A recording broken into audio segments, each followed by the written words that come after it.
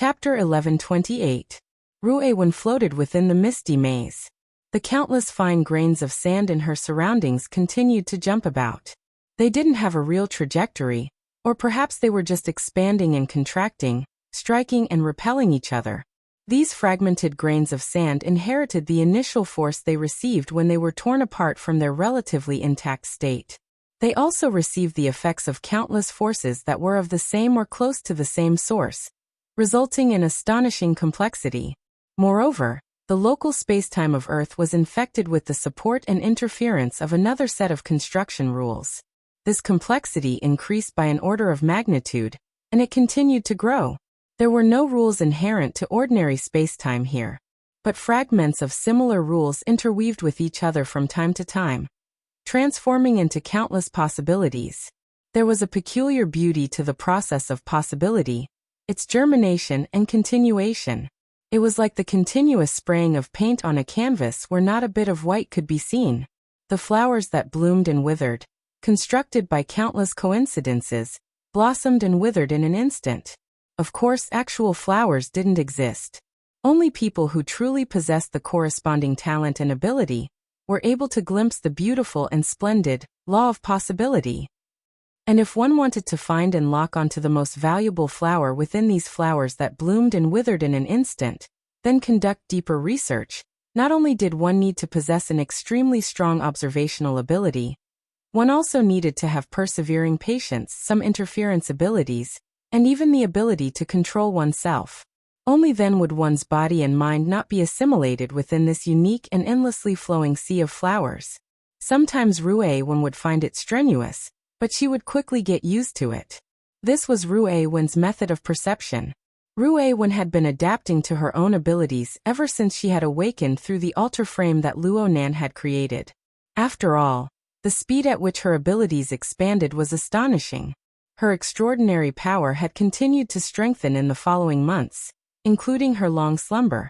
Moreover, there didn't seem to be a clear barrier or upper limit. Actually, she wasn't too clear on the nature of her own abilities. She didn't know whether or not she was making reasonable use of them.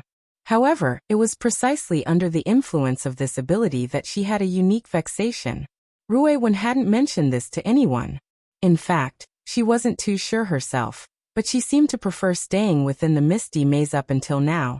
At the very least, this place was still in the midst of continuous changes. In the outside world, in a space-time environment where the basic flow was limited, no matter how brilliant the colors were, they would wither in an extremely short period of time. No matter how complicated the branches were, they would also be erased in the end. What appeared in front of her was only a gray and silent river. Perhaps it would change its direction and shape from time to time, but no matter what, there was no end to it. Occasionally, a small number of shadows would struggle tenaciously in the river, swimming with her in the long river. Then they would be extinguished and assimilated. As her abilities continued to grow, the colors withered and disappeared faster and faster, and the process of entering a state of deathly stillness also became shorter and shorter. But no matter what, the final result would be the deathly stillness of the ashes, the silent flowing but unfathomable chaos. She instinctively disliked the situation, and had tried to interfere. She seemed to be able to make the people around her stay in the river for a longer time, but it was only an instant before everything returned to silence. In comparison, there were a few who did not need her interference. They struggled in the river of time, and continued to exist for a longer time. Tenacious light and shadow would inevitably make her look at him in a new light. There was no doubt that Luonan was an extremely special one among the extremely small number of tenacious light and shadow. Ruewen was unable to see through the shadow he extended out to this day, and he had always drawn strength from it to strengthen himself, realizing rapid expansion. So much so that Luonan was often the one who traveled with her the longest in the long and dark river of constantly changing silhouettes and directions, even if he was warped and deformed many times, becoming unrecognizable. But it wasn't just this. Actually, Ruewen didn't need to find any reason. She just needed to see the result that appeared in the long and dark river of time. As long as the final shadow was Luonan, she would always feel a bit of comfort before entering the ultimate solitude. It should be even further, even further, even further. At this very moment, Rue Wen's gaze pierced through the surrounding chaotic sea of flowers, to gradually lock onto Luo Nan's location. Due to Luo Nan's special position in the structure of her perception, as well as his extraordinary sense of existence in the long and deathly still river, finding Luo Nan was much easier than locking onto any other target in the world. Soon Rue Wen confirmed that point. At the same time, she utilized the unrealized possibilities of the misty maze to draw a rough path ahead of time. Then she used a certain amount of interference power to erect a tunnel that led directly to that point. In the next second, Rue Wen was floating on the long and withered river of countless blooming lights. She flowed downstream, and when she came to a stop, Luo Nan was right before her eyes. Just a bit off. Luo Nan and Rue Wen locked gazes at each other in this moment. Luo Nan's pupils slightly narrowed, and his gaze focused on Rue Wen's body. After a moment of astonishment, he laughed and waved his hand at Rue Wen.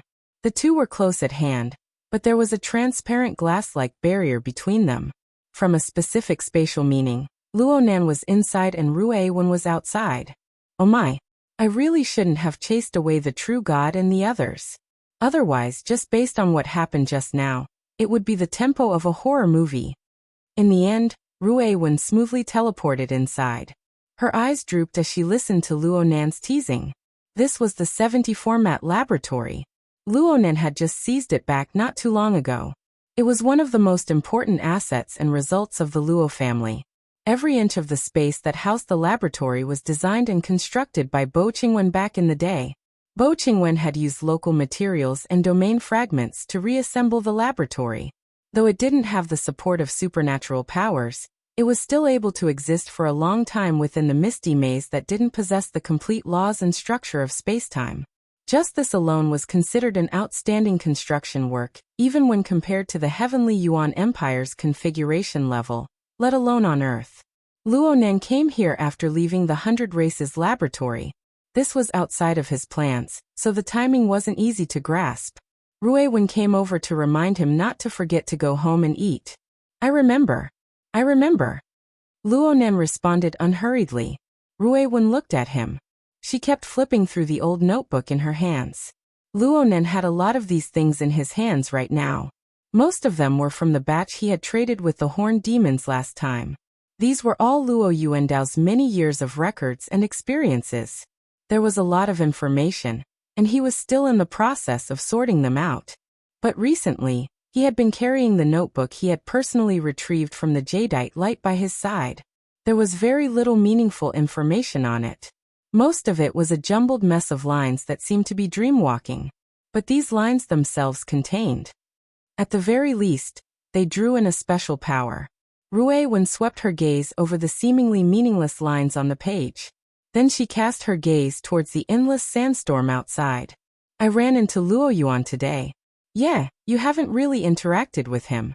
That fellow is quite troublesome. Of course he's even more annoying. Luo Nan habitually engaged in a one-sided chat with Rue Wen. He described today's encounter and poured out his thoughts. That fellow is annoying. His stomach is filled with a pile of secrets. It's going to rot, but he's still very stingy. He talks halfway, and then he thinks of pricing. No, he's just trying to disgust me. Rue Wen withdrew her gaze from the outside world and stared quietly at Luo Nan. But the words he said today had a very strong purpose. He revealed some intentions of wanting to cooperate. But what kind of cooperation can I have with him? A mist labyrinth? Or genetic engineering? The former is more likely, but he should know that I won't spit on this matter. Luo Nan's hands continued to flip through the pages, but the corner of his lips gradually froze. Speaking of which, why do I feel like he's threatening me? He mentioned my grandfather. Speaking of which, the arrangements at the nursing center really can't block the planar crossbow. It'll be hard for me to react in time. Sure enough, it's safest to get rid of such a highly dangerous fellow in time. Rue Wen tilted her head slightly. Do we make our move now? Girls shouldn't easily shout about fighting and killing. Luo Nan rubbed Rue Wen's head again. Rue Wen lowered her head and let his palm fall on the warm crown of her head. Actually, There's one thing that I'm quite mindful of. Luo Nan was silent for a moment. Then he suddenly asked for her opinion. Oh Ruewan, what's your first reaction when you hear this? He's still guiding you? Ruewan thought seriously. Someone's teaching me? That person. Which one? It doesn't matter which one it is. Let's pick at the words. Both of them say still. This proves that this person has been maintaining contact with me all this time, right? This was how Ruewan understood it, so she nodded. Then she saw that Luo Nan was looking at her. His eyes were bright and dark, and the hand pressing down on her head unconsciously increased in strength. Is Luo Yuan just saying this casually, or is he probing something? Is Luo Yuan suspicious? Or is someone else suspicious? Is he grasping a clue that I don't know of? There are too many things I don't know. Ruewan didn't quite understand the meaning of these words. She just knew that Luo Nan's heart was in turmoil right now. It was absolutely hard for him to calm down. His mouth chattered on and on without stopping for a moment. Though his guidance is completely wrong, Luo Yuan's words and his suspicions must have some other basis, right? If there really are some other clues in a certain corner of the world, then it proves that he's still active recently. Ruewan keenly discovered that Luo Nan's target of reference had changed. Luo Nan's lips twitched. The him Luo Yuan is talking about. My father. Ruewan was a bit surprised. Luo Nan's speech sped up. That's right. If he's alive, I want to see him. If he's dead, I want to see his corpse. If he's alive, not contacting me is his usual style. He should have his reasons. Just like back then. F***ck. Luo Nan smacked his forehead heavily with his hand as he spat out fragrant words. He simply pressed down without letting go. No. This won't do. I can't follow Luo Yuan's tempo. People shouldn't have too many unrealistic hopes. Am I right? This question added too many uncertainties and negatives. So much so that Ruewan needed to spend quite a bit of time digesting it before she could truly understand Luo Nan's meaning. Luo Nan smacked his forehead once more before she could respond. Yes. We must calm down when it comes to these matters. We won't think about this. We won't think about it today no matter what. Self-hypnosis and self-limitation forced Luo Nan's thoughts into a more realistic domain. He gritted his teeth and changed the topic. We can first mull over more technical problems. For example, how to deal a fatal blow to Luo Yuan. After we dig out all of his secrets. Chapter 1129. At this time, Ruewan could clearly see how much willpower Luo Nan used in order to forcefully divert her attention from this matter. His words were tough, but he was clearly a bit absent-minded. Luo Yuan was not on the same level of importance as his biological father. Perhaps Ruewan's expression was too worried, but Luo Nan took a deep breath and revealed a smile to her. Don't worry. My mind is very clear. Judging a person's life and death under the premise of being missing all year round is a huge project. Wanting to obtain an answer in a short amount of time is the same as searching for evidence in one's imagination. How can there be any results? We need to start from a more realistic point of view when we get back. I know what to do. But as he spoke, he changed the topic again. Of course, Ruewan didn't remind him. She just listened quietly. Luo Nan's mouth grew more and more unstoppable. He used words to organize his thoughts and organize his emotions. You must know that my father's last message was left in the tree hole of the withered tree sandbar. From the message, I can be sure that Li Wei and his henchmen were about to kill their way over. My father didn't have any time to move at that time. So if something were to happen, it could only happen in Xia City and its surroundings. I just looked up some information. President Ouyang was already an extraordinary at that time. The psychic wave network was already in its embryonic form. Perhaps he could provide some information. Also, I believe that my father won't allow himself to be captured without putting up a fight. He will stir up some noise no matter what. The surveillance from that time. The possibility of this being left behind is too small. But even if there isn't, the extra traces created in order to erase the traces are also clues. I will sort through these matters. First, I will cast a wide net. Then I will find important people and links to make breakthroughs. I won't be like a headless fly bumping around randomly. I won't let my emotions and delusions fly. Luonan spoke clearly and logically. His train of thought was clear and definite, but Ruiwen still noticed that he was flipping the pages of the notebook in his hand. But Luonan finally succeeded in changing the topic to this point. Come, let's consider the problem of Luo Yuan and the large-scale fragment he occupies. In a certain sense, he and we are neighbors. He relies on the key and password my parents gave him. I believe that even if he studied and explored the mist maze many years earlier than us, his understanding of it is still not as profound as ours. Otherwise, this world wouldn't be what it is right now. Ruiwen went, Actually, she didn't quite understand. What was the difference between Luonan's this appearance and Luonan's that appearance? Would it make those mottled colors of life stay a little longer? Luonan chattered a few words. His mood seemed to have completely calmed down, and his tone became even more resolute. We definitely know more than Luo Yuan. If he wanted to pry into the core area, it would be very difficult to accurately aim without the external neuron. Without the soul cloak and the altar spider web, he would not be able to withstand the impact of the torrent of information from the other side. He would not even have Luo Yuan. There's also the tree hole, the lens, and of course you Ruiwen. That's right. Because of you, not only did we understand the basic structure of the mist maze, but we also gained a preliminary understanding of its changes. If the core area really is as dangerous as we've observed, then I don't believe that Luo Yuan can occupy a sufficiently weighty base there. Therefore, his fragment can only be in the periphery. Luonan made an even clearer judgment. According to our observations, the fragments outside the core area are mostly fragmented, but we can't rule out exceptions. Perhaps they were bounced out due to some sort of impact or disturbance in the core area in the past. It's just like the fragments with potential that you predicted. The periphery fragment is quite concealed, and it can be manipulated by Luo Yuan. Its corresponding nature might be that it possesses considerable mobility. Extrapolating from the situation of the planar crossbow firing, this is a possibility. It's like a spaceship traveling through the mist maze. Yes, it's a large tree-hole space. Of course, it might be much more complex and complete. Luonan didn't even need to make inferences about what sort of use a fragment drifting outside the core area could achieve. Ruiwen could find dozens to hundreds of functions, and all of them were quite threatening. Luonan muttered to himself.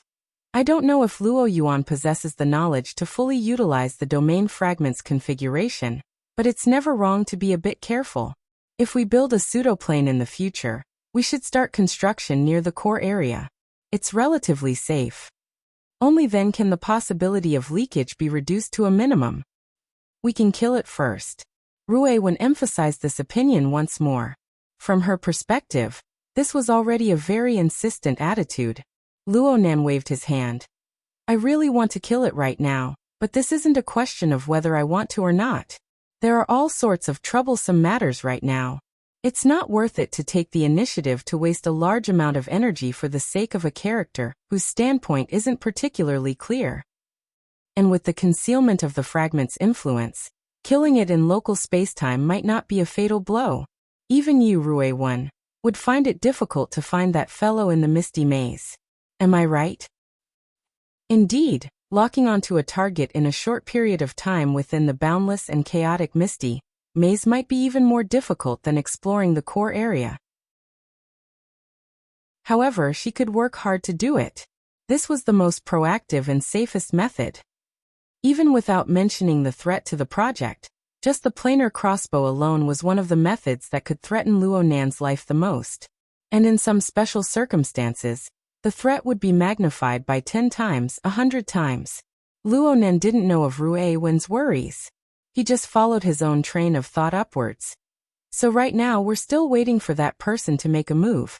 It doesn't matter if he makes a move against me, or if he makes a move against someone else. Every time he makes a move, information will be exposed. Once, twice, 3 times, 5 times. When that time comes, the difficulty of finding him will drop by several levels. What if he doesn't make a move from beginning to end? If he doesn't make a move, then he doesn't pose a threat. Why do we need to waste energy to kill him? Luonan felt himself to be extremely calm as he spoke to this point.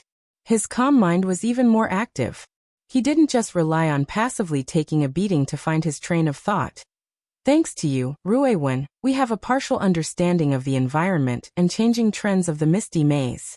We have a better direction in our detection. Detection has always been our daily routine. Since this is the case, we should put this problem into our daily work to deal with. Luonan flipped through his notes, his train of thought becoming clearer and clearer. Since I have some memories and knowledge of the nature of the planar crossbow, as well as today's harvest, I might as well organize them a step further. I'll find a few key points to use as reference. Reference. Ruewen was puzzled. What I'm saying is that we should write a program for these characteristics. We should also install a plugin for the tree hole and the lens. We should pay attention to gathering information in this aspect when we scan the misty maze. We can organize and analyze them later. It would be best if we can find a few high-priority suspicious points to compress his activity space. We should do our work in advance. It would be best if we can accomplish this. It's fine if he doesn't make a move, but if he does make a move, then don't give him the chance to make a move. Ruewen thought for a moment and nodded in agreement. Luonan closed his notebook. Okay, let's go to the tree hole space. Let's ponder over how to extract the information from that fragment. Oh, but Ruewen wanted to remind Luonan that it wasn't long until dinner time. But Luonan's mood clearly took a turn for the better at this time. Perhaps he was deliberately trying to mobilize her, even taking the initiative to propose. Come Ruewen. Let's have a race. Let's see who gets there first. Okay. I'll count. 3, 2, begin. Luonan's figure instantly disappeared. This was obviously a spatial shift, but he was unable to be like Ruewen in the chaotic environment of the misty maze. It was impossible for him to be like Ruewen and directly perform a resonant shuttle. The safest route was to first jump to the local spacetime. Then, he would use the Luo clan's sandwich domain to perform a second jump. There was an extra step in the chain. It was clear that there was no chance of victory. Ruewen even had the leisure to sigh. She erected a bridge amidst the gorgeous sea of flowers. Her body and soul blended together as she teleported in an instant. Luonan flashed inside a second after Ruewen stepped into the gray and white monotonous tree hole space. Oh my. You lost again? Yep. What do you want? Big brother will buy it for you. Ruewen finally had the chance to say those words. You said you were eating dinner at home. Is it time yet? Luonan looked at his watch, then he laughed. Not yet. There's still a bit of time. Let's first see if we can make an embryonic form of the plugin. Then it would really be a bit too much. Ruewen was able to see the foreordained future. Right now, Luonan had finally succeeded in stirring up his emotions. He spoke faster. Aside from this plugin, I still need to properly research another. Look. Ruewen. This. Luonan drew in the air in the manner of presenting a treasure. The trajectory appeared to be chaotic, but Ruewen was able to recognize that this should be a fragment of a configuration. However, its evolutionary trend would always be interrupted at inappropriate times. Clearly, its function wasn't perfect, but it seemed that there was an external interface. She couldn't make out any more information. She could only cast her gaze over and wait for Luonan's explanation. This is my big discovery today. It's in that health pod. According to what Luo Yuan said, this was left behind by my mother. I feel that he wouldn't lie about this sort of matter. Luonan drew this fragment once more. You should be able to see that this is a kind of configuration. It's incomplete, but it's the kind of incomplete that comes after being split apart. It should be used in some sort of relatively complete configuration system. Let's go with this for the time being. Ruewen tilted her head slightly. It has a specific use? That's exactly what I mean. Luonan turned around and walked inside the tree hole. He spoke as he walked. I'm not sure for now, but I have a premonition that the message my mother left behind in this manner should be highly related to the research of the laboratory back then. Wasn't the tree hole one of the key points of their research back then? The 70 format laboratory, the pincer-shaped corridors, one on each side, all of them in the form of tree holes. The husband and wife also cooperated and competed. There's nothing more suitable than this. This is what Luo Yuan told me.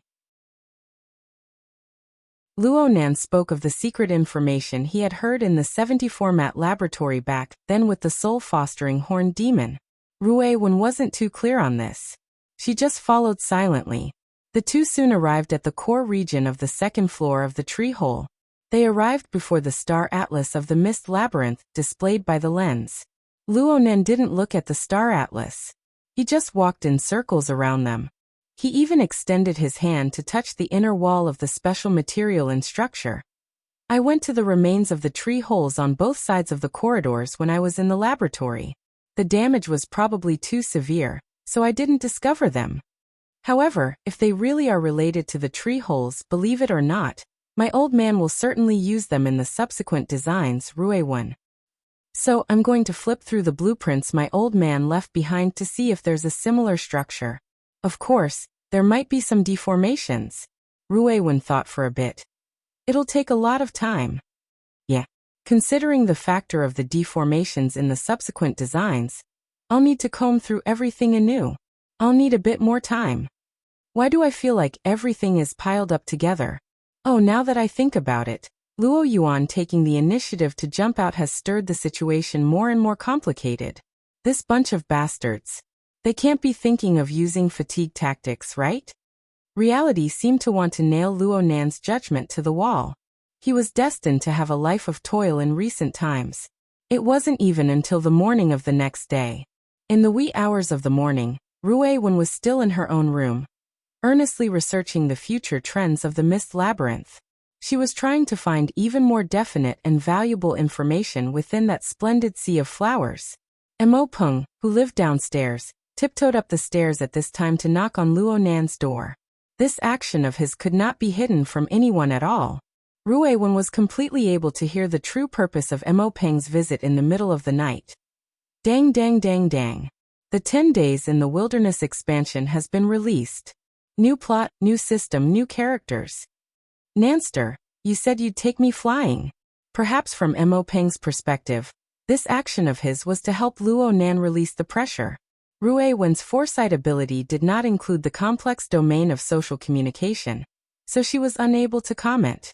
But in reality, it didn't take long for Rue Wen to hear Luo Nan's long sigh from within the room. Luo Nan's friend group on the Psychic Wave Network was suddenly flooded with large amounts of information at nearly the same time. The hexa-ear vibrated, and all sorts of notification sounds rang out in the air. Rue Wen was able to sort out the general thread of information very quickly, even though everyone's words were a bit emotional. Among the pile of information, 10 Days in the Wilderness hardcore fan Bamboo Pole's ridicule was the most representative. I didn't know that the brains of the game's designers and planners were deformed. It wasn't my fault. But when I saw the evolved skill tree, I didn't uninstall it. I even clicked on it. I watched helplessly as their brains spat shit out of their holes. It splashed all over my face. This is simply the stupidest thing I've ever done in my entire life. Bamboo Pole's words were summarized in a single sentence. 10 Days in the Wilderness, this multi-platform game that had just undergone a new version update, had a demonic moth appear.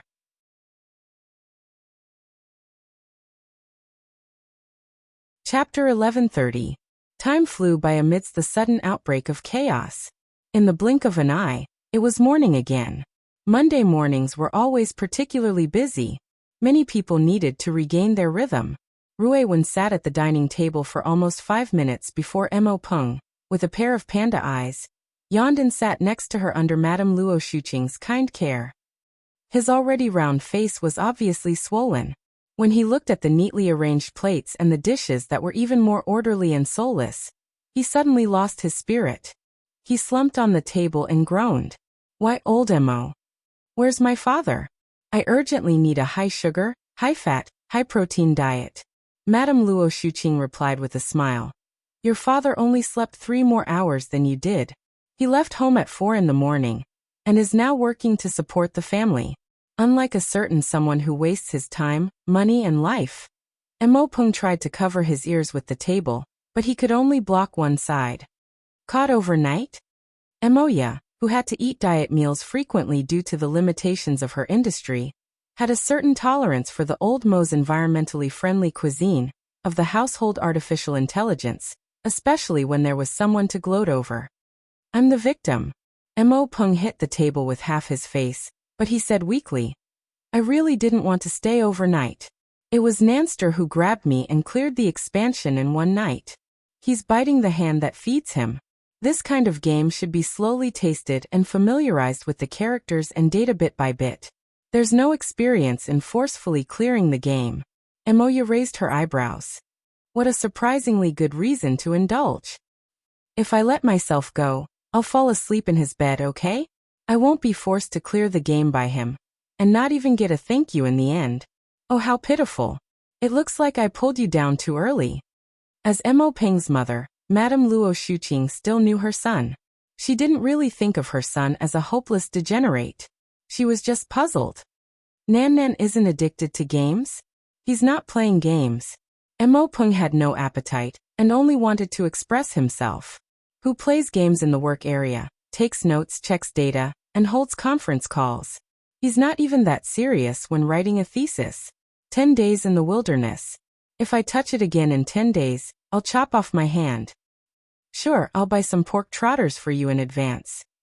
Emoya saw through Mo Peng's words with a glance. Then she turned her gaze to the other side. 10 days in the wilderness. Ruiwen, did you know? What happened? Ruiwen thought it over very seriously, but it was truly rather difficult to describe the situation in concise terms. The sound of hurried footsteps rang out at this time. Luonen scuttled down the stairs. He didn't even stop by the dining table. He just hurried over and said, I'm going out. Luo Shuqing raised her voice. You're not eating. There's a meeting over there. Let's all go together. We won't starve. With that he disappeared. Around the table, apart from Ruiwen, the other three were all sighing, although their hearts were subtly different. Emoya continued asking, Is there a problem with the new expansion pack? Ruiwen recalled the information she had received last night and nodded silently. As for what the problem was, she still couldn't say for the time being. Emoya kicked her brother with her long legs. Hey, you've been playing all night. Other than the dark circles under your eyes, don't you have any useful information? I do have information, but I don't dare to ask if it's correct or not. Mo Peng grunted twice, but he still struggled to get up under the gazes of his mother and sister. He did his best to recall. First of all, it's definitely the game's settings. The new expansion pack released an entire series of heroes, as well as the corresponding evolutionary tree. It's related to controllable mutant new humans. This smell is a bit off when I carefully touch it.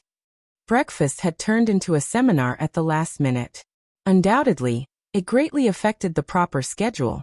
But of course it was impossible to come up with an effective judgment and opinion in this sort of environment, let alone a feasible plan. In the end, everyone could only go to work and school. Today, it was Emoya's turn to send Ruiwen to school.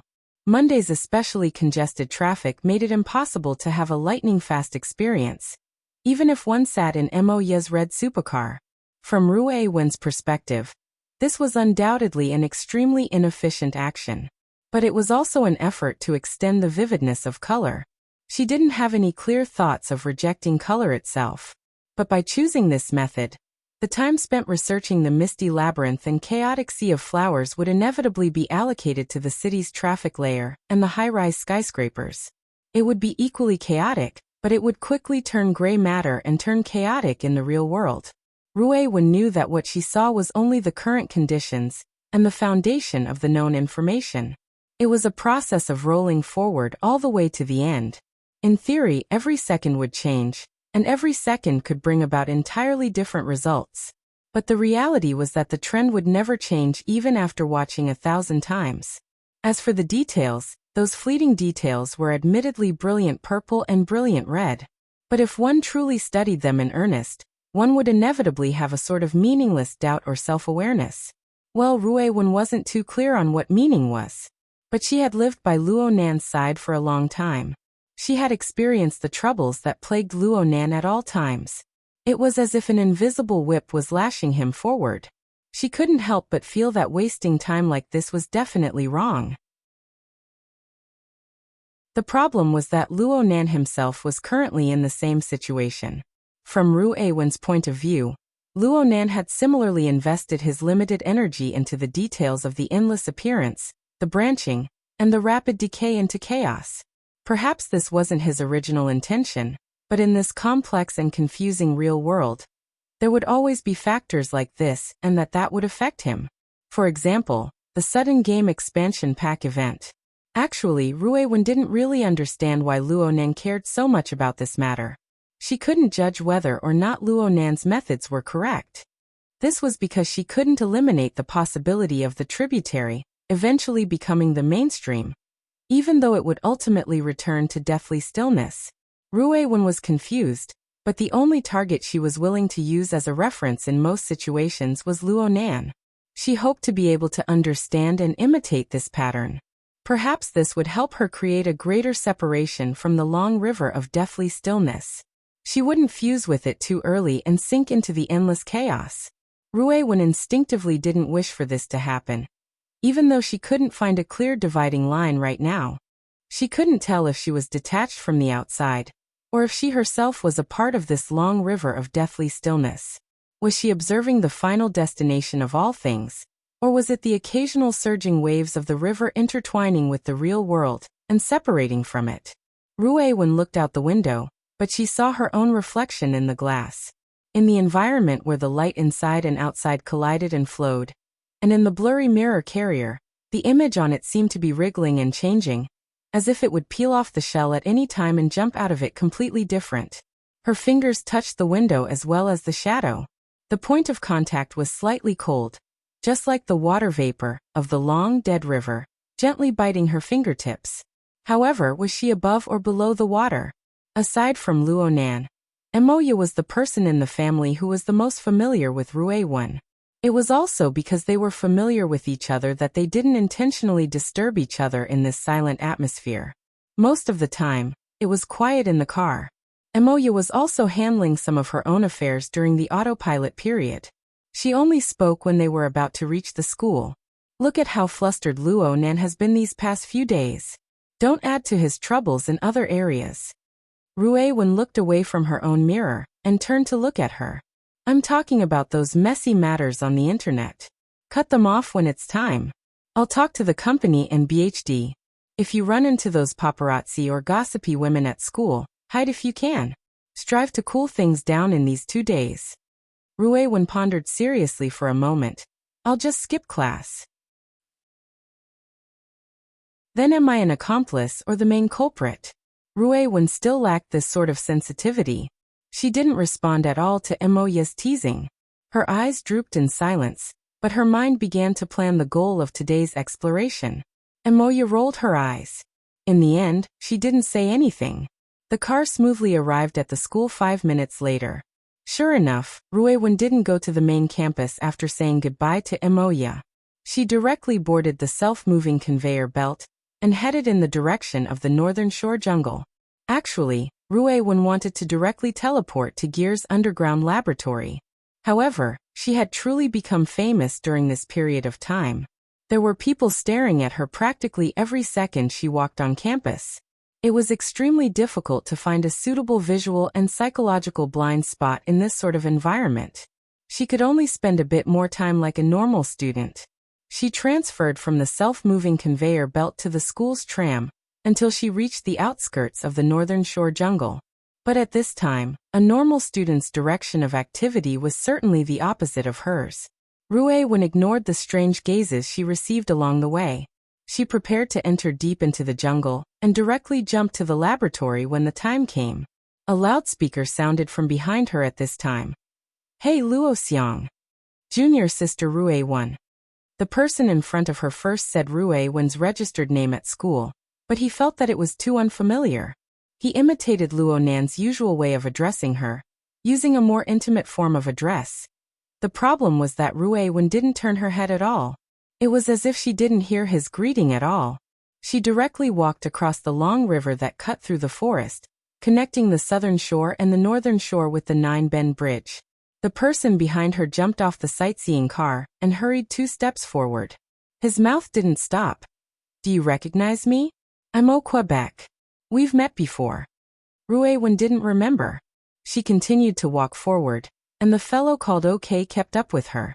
He chattered endlessly next to her ear. Ruewen, aren't you going to class at this time? Even though your behavior isn't too good, it's quite interesting when you do it. One of the most valuable things about the mystic arts is that it's interesting. Plus, you're quite mysterious. Ruewen followed Moya's teachings and maintained silence in front of the gossipy woman. But OK didn't have the slightest intention of restraining himself. You want to go to Gear? Have you eaten breakfast yet? The water chestnut cakes here are surprisingly authentic. I'll treat you. Oh my. OK subconsciously cried out. The reason was because he had just crossed the Nine-Bend Bridge and stepped onto the northern shore paved with gravel and grass. There was a brown shadow that passed through the morning grass and trees that were still a bit damp. The brown shadow pierced out from the side and charged straight at him. OK nearly kicked it out. Luckily, he was able to see clearly who it was in the end. He staggered and stopped, but the fat and round fellow took over his position. He was no longer able to walk side by side with Ruewen. The fellow that leapt out clearly occupied a good position, but he didn't dare to rub against Ruewen's body. He just excitedly spun in circles beneath her feet. His long tail whipped against the mud, rocks, and grass, making popping sounds. This was without a doubt Jerry. OK often saw him in the society. He knew that he was Xie Juanping's adopted son, one of the group favorites in Luo Nan's circle of friends. He would drill in and out of the bosom of Luo Nan's extremely beautiful friends of the opposite sex, including Ruewen. But what OK didn't know was that this little thing looked like a common muskrat in the jungle swamp area. In fact, it had a mysterious and complicated history. From what he knew so far, it had once undergone precise modifications by Luo Zhongheng. It had stored a large amount of critical information. Normally, it would do some cleaning work in the tree hole of the withered tree sandbar. It could be said that it was precisely because of Jerry's existence that the letter Luo Zhongheng left for Luo Nan, the building structure of the tree hole, and other information were perfectly preserved. Ever since that matter, this muskrat's position in Luo Nan's heart had changed. But Ruewen, who was the first to introduce Jerry to Luo Nan, still had the same attitude towards this little thing. She didn't stop walking, and Jerry followed by her side in a well-behaved manner. Its fat body achieved a perfect blocking position within the narrow jungle path. It made it impossible for OK to walk side by side with Ruewen no matter what. OK could only fall behind by a body's length. He raised his voice and did his best to strike up a conversation with Ruewen. Speaking of which, you're not wasting your energy on your schoolwork. Are you really preparing to debut? Even though Mingtang culture's hype isn't that brilliant, I still believe in you. A girl with such boldness like yours will succeed in any field. In the entertainment circle, more people will be able to see and appreciate your beauty. That kind of boldness and mysterious beauty. When the time comes, I'll definitely be a fan of you. Yep. Actually, I'm a fan right now. OK didn't hesitate to use overflowing words of praise. He clearly expressed his family's attitude, but Ruewen still didn't pay attention to him. OK furrowed his brows a bit, but he soon calmed down. This was how cool it was. Only a girl could enter his discerning eyes, right? Just like this, the two of them arrived at Gear. There weren't many people in Gear at this time. Some of them were freaks who were doing some inexplicable mysticism experiments and had forgotten the time. They simply stayed the night here. There were also some fellows who felt that the coffee and pastries here were delicious. They came to freeload for breakfast and enjoy the club's benefits. At times like this, bringing a female companion or something was the best atmosphere. But no matter which type it was, they weren't the same type as those little fellows from the South Bank who were in a hurry. Freedom to use their time freely and leisurely enjoy life was a right that only the seniors of the university department had. At this side of the entrance hall, the club's famous gossip lord Chao Shanhai belonged to the category of freeloading for breakfast and picking up girls. In the crook of his arm hung a pretty junior sister. At times like this, Encountering an acquaintance was a sure way to show off. Chao Shanhai was in the elevator lobby on the first floor. He pulled over a few friends and discussed going to the casual booth to drink coffee and chat. At this time, he saw Rue Wen and OK walk in. Here Rue Wen's direction was correct. Her age was even more out of place. Not to mention, she had the club's vice president by her side. Holy crap! Chao Shanhai's eyelids twitched a few times when he saw Rue Wen. He subconsciously averted his gaze and couldn't help but think of Rue Wen's older brother, Luo Nan, who had given him several months of nightmares. At the end of last year, he had suffered quite a few losses at Luo Nan's hands because of his big mouth. Especially at the grand banquet. Tears and snot streamed down his face as he sat on the ground and begged for mercy. He even sold out his old friend Huang Bingjin in passing. It could be said that he had lost all face. He certainly hated Luo Nan from the bottom of his heart, but as for revenge, screw it. Back then Luo Nan's assistant, dragging him by the neck on the ground, had the rank of captain. Not to mention that after the incident, he and the elders of his family had been specially taken care of by the big shots. Revenge against a fellow with this kind of background? What was he going to do with his head? Chao Shanhai's momentum was seized, but his mouth was always ahead of his brain. He bypassed Rue Wen and said something else. Hee, OK's taste changes quite quickly. Everyone in the circle of the Divine Research Society knew that Vice President OK was a standard age control. Whether it was the president, Tang Yi, or the beautiful agent, Fei Jin, who had taken a leave of absence from school due to illness, they were all his favorites.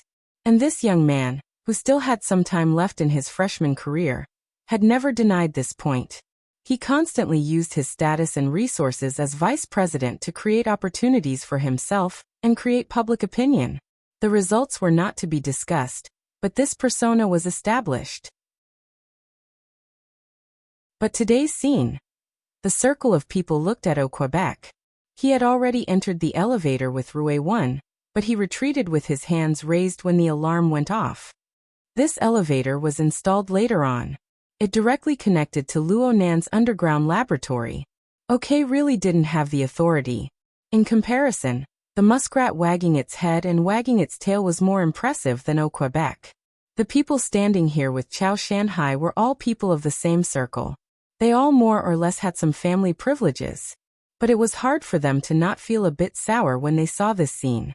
There was also a person who had a good relationship with Quebec. He teased him from afar.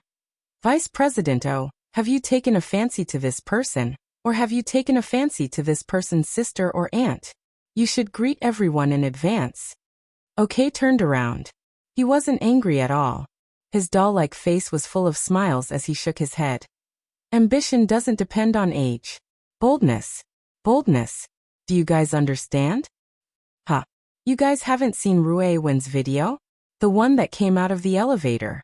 That expression in her eyes wasn't an act. It wasn't an act. It was completely natural. Her charm was limitless. In comparison, she OK spoke to this point and saw that there were girls here. He chuckled and bypassed the comparison. He rubbed his hands. Besides, my emotions are very pure. I've decided to start as a fan. I'll first establish a support group and a club. I'll watch Rue Wen grow up step by step. The few men who were familiar with OK were obviously still laughing and joking when they saw him like this. The junior sister who was holding Chao Shanhai's arm had just figured out the situation. She asked quietly, "That's the demon eye girl." "Yeah, you don't know?" The junior sister curled her lips. "She's not a big star. Does everyone have to remember her?" Chao Shanhai smelled jealousy. He grinned and elbowed her lightly. Yes. She's definitely not as big as you." The junior sister patted his shoulder reproachfully. She then recalled Rue Wen's slender and straight figure and laughed out loud. She moved closer to Chao Shanhai's ear and said, "Fortunately, she's wearing a dress. But it shouldn't be bad to change it. Are you sure you didn't get the wrong gender? This kind of thing is very popular now." Chao Shanhai rolled his eyes and slapped the junior sister to make her shut up. He didn't want to offend OK because of a woman's jealousy. Most importantly, he absolutely couldn't offend Rue Wen and the person behind her. The problem was that his attitude wasn't firm enough. The junior sister's train of thought was a little off. That's right. Look at this. Luna just changed the desktop. Isn't it super cool? But I heard it's a woman. Chao Shanhai didn't have the leisure to look at the shared resources between the girls. But when the projection area was turned on, he still had to politely glance at it. Then he couldn't pull it out. At this time, the junior sister also made a sound of surprise. She discovered new information from the desktop picture. This person, she raised her head to look at the elevator door. Apart from the metal door, she obviously couldn't see anything else. But Chao Shanhai could clearly see it from the projection area. The figure that took up 2/3 of the picture seemed to be a boxer by profession. He was bare-chested, revealing the lean, hard, and smooth lines of muscles.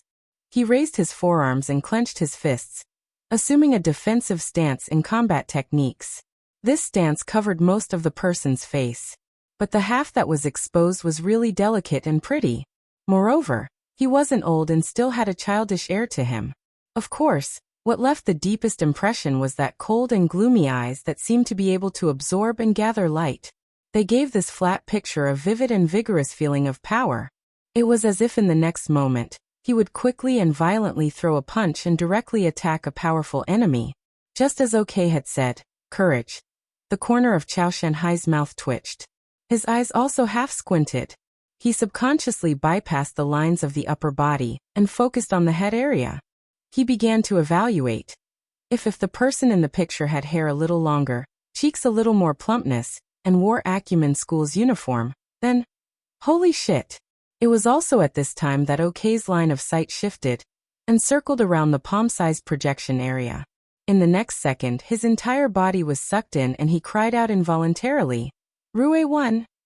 Chao Shanhai shuddered involuntarily.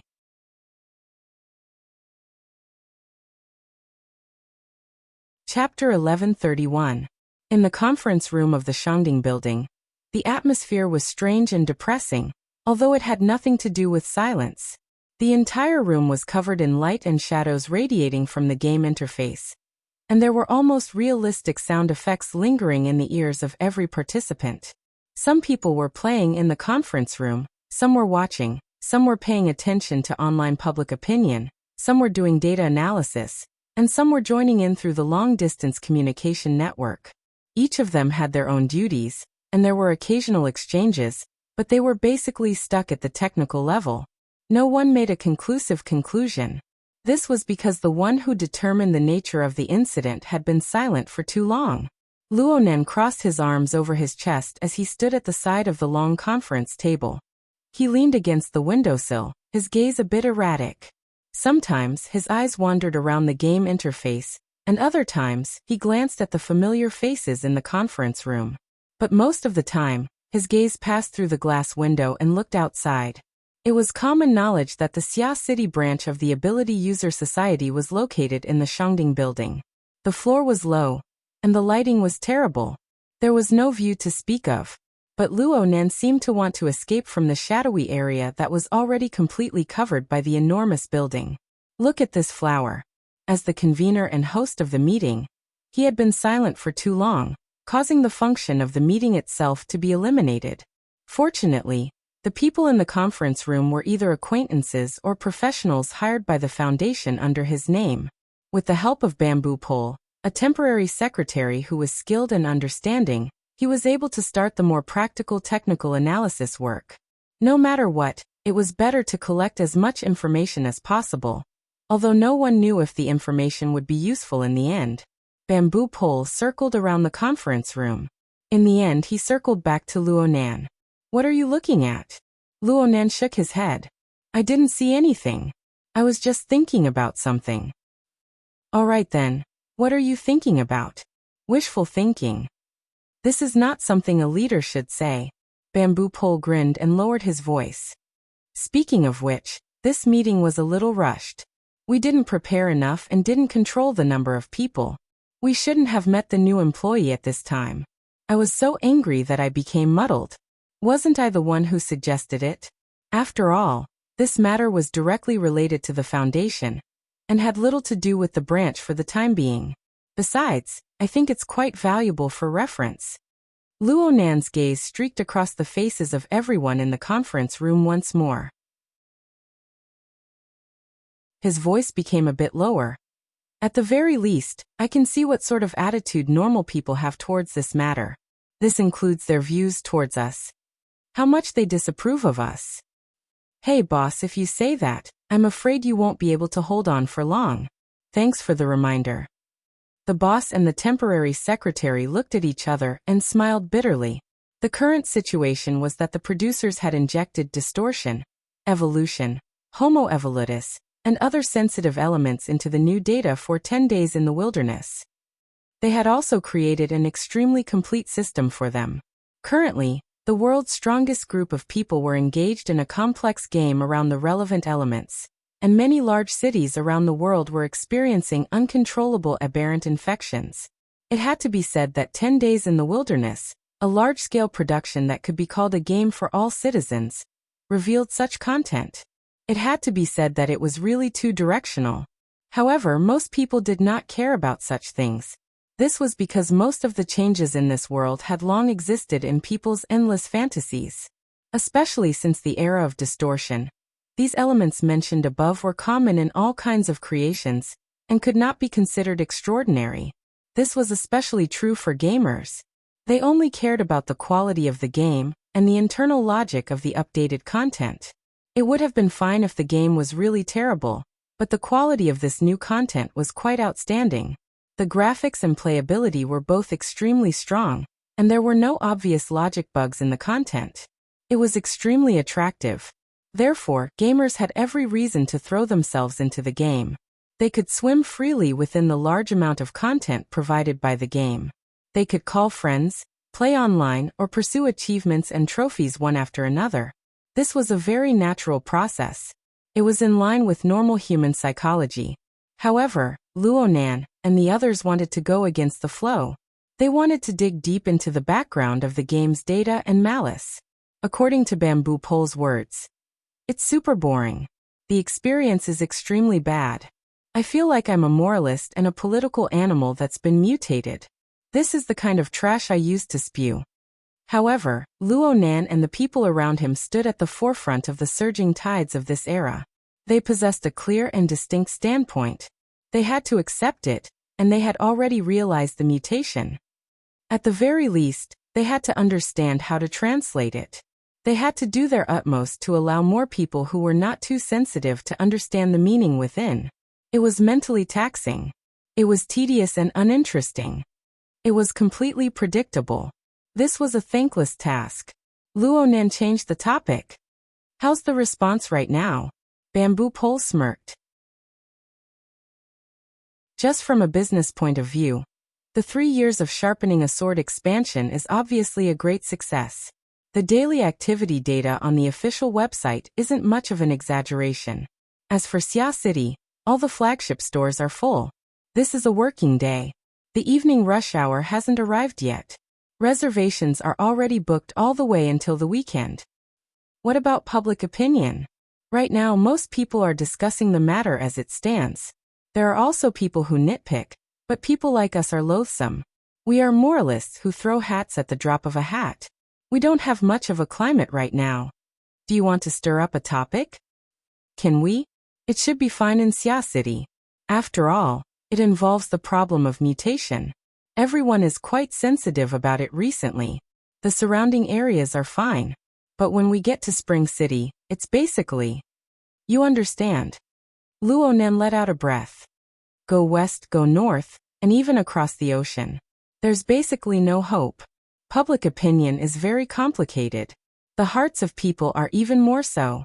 Perhaps we'll be so tired that we vomit blood that will have the opposite effect.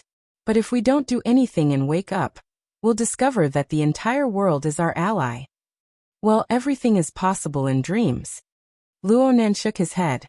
It should be said that there are people who are even more skilled at doing things in everyone's dreams.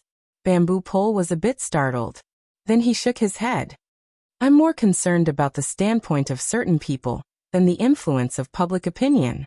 The release of the expansion pack this time, for us who are in the aberration disposal faction, will highlight that we have bad intentions.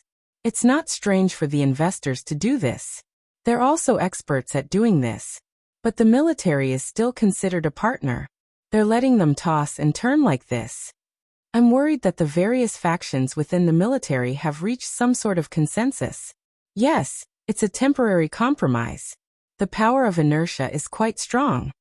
Luonan didn't respond to this topic. He looked to be a bit lost in thought. Instead, Lu, who was participating in the conference through long-distance communication, took the initiative to join the discussion. Mr. Bamboo Pole. According to our intelligence, the military doesn't have a clear attitude. Perhaps it can be said that the investors are taking advantage of the unclear opinion environment within the military to complete this probing jab. After all, it's only the public beta testing phase right now. There's too much leeway to maneuver. No, it's not a probe. Luonan's gaze turned to look outside the window. His gaze was still erratic, but his tone had never been this certain since the start of the conference. This is an official method. There's nothing more official than this. Inla didn't dare to say anything more. Bamboo Pole spoke in a probing manner. It seems that this kind of interference and pressure isn't much for the work of the global census. It's not interference, nor is it pressure. It's a scramble. Huh. Luonan pointed at his own head. Scramble to land on the beach ahead of time. Occupy the high ground. This is to pave the way for the mutant new humans. Bamboo Pole locked gazes with Lu, who was thousands of miles away. Bamboo Pole asked, "Are you talking about the environment of public opinion?" "No, it's the solution." Luonan extended his hand and tapped on the nearby AR image. Right now, the employee in charge of conducting the game test had just completed a mission and obtained skill points. He was preparing to climb the evolution tree, but he was a bit hesitant. Luonan reminded him, "Do brainless gene cultivation in the internal cultivation stage. Don't be in a rush to take shape. First accumulate enough points in the petri dish." The employee went over and over again, but he still did as his new boss said. Luonan turned around to face Bamboo Pole and Lu. He grinned. "I think this will work. It's not just in the game." His wristband vibrated before he could finish speaking. He looked at the caller ID and ignored the confused Bamboo Pole. And Lu for the time being. He picked up the phone. "Brother Ping, what's up?" Xie Juanping's voice came from the other side. "Nanster, did you get into a conflict with that baby okay again in the past 2 days?" Ooh. Luonan didn't react in time. "It's that vice president of the Divine Research Society. The baby-faced guy who nearly burned down Withered Tree Sandbar last year." Luonan went twice. He finally recalled a bit of his memories and denied. "No, I haven't seen him in this period of time." "Then that's strange. This kid called me in such a hurry to get your contact information. I asked him what he wanted, but he didn't say. Speaking of which, you've really been protected by mysteries lately. Your contact number is completely confidential. People who want to find you can't find you, but people who want to give you trouble can be found." Xie Junping was ridiculing the so-called high-privilege group treatment that Xia City gave Luonan. The recent incident related to Rue caused the issue of Luonan and his family's information security to once again be placed on the table. Luonan was quite open-minded. As long as someone deliberately wants to do something bad, those treatments are equivalent to nothing. Of course, our cooperation is quite low. We don't have bodyguards or anything like that. After all, Luonan wasn't a protected person. He didn't need the protection of the government. His opponents and enemies far exceeded the level that society's privileges could restrain. He wasn't the government's son, nor did he make any indelible contributions to the government. It was unrealistic to expect the government to take out large amounts of public power and resources to protect them airtight. In most cases, this kind of treatment only existed as a layer of warning for the family. In case his aunt and uncle, Emoya and Emo Peng encountered danger, Luonan would have time to react. Xie Junping grunted twice. "You're quite open-minded. I still have a meeting. If there's nothing else, I'll give your contact information to that kid." "Sure." Less than half a minute after the call ended, he received a call from an unknown number. Luonan's wristband displayed the words "no risk," At this time, Luonan laughed and picked up the call. Just as he said hello, the person on the other end yelled, "Are your marketing team full of pigs? This hype is 2F asterisk king shameless."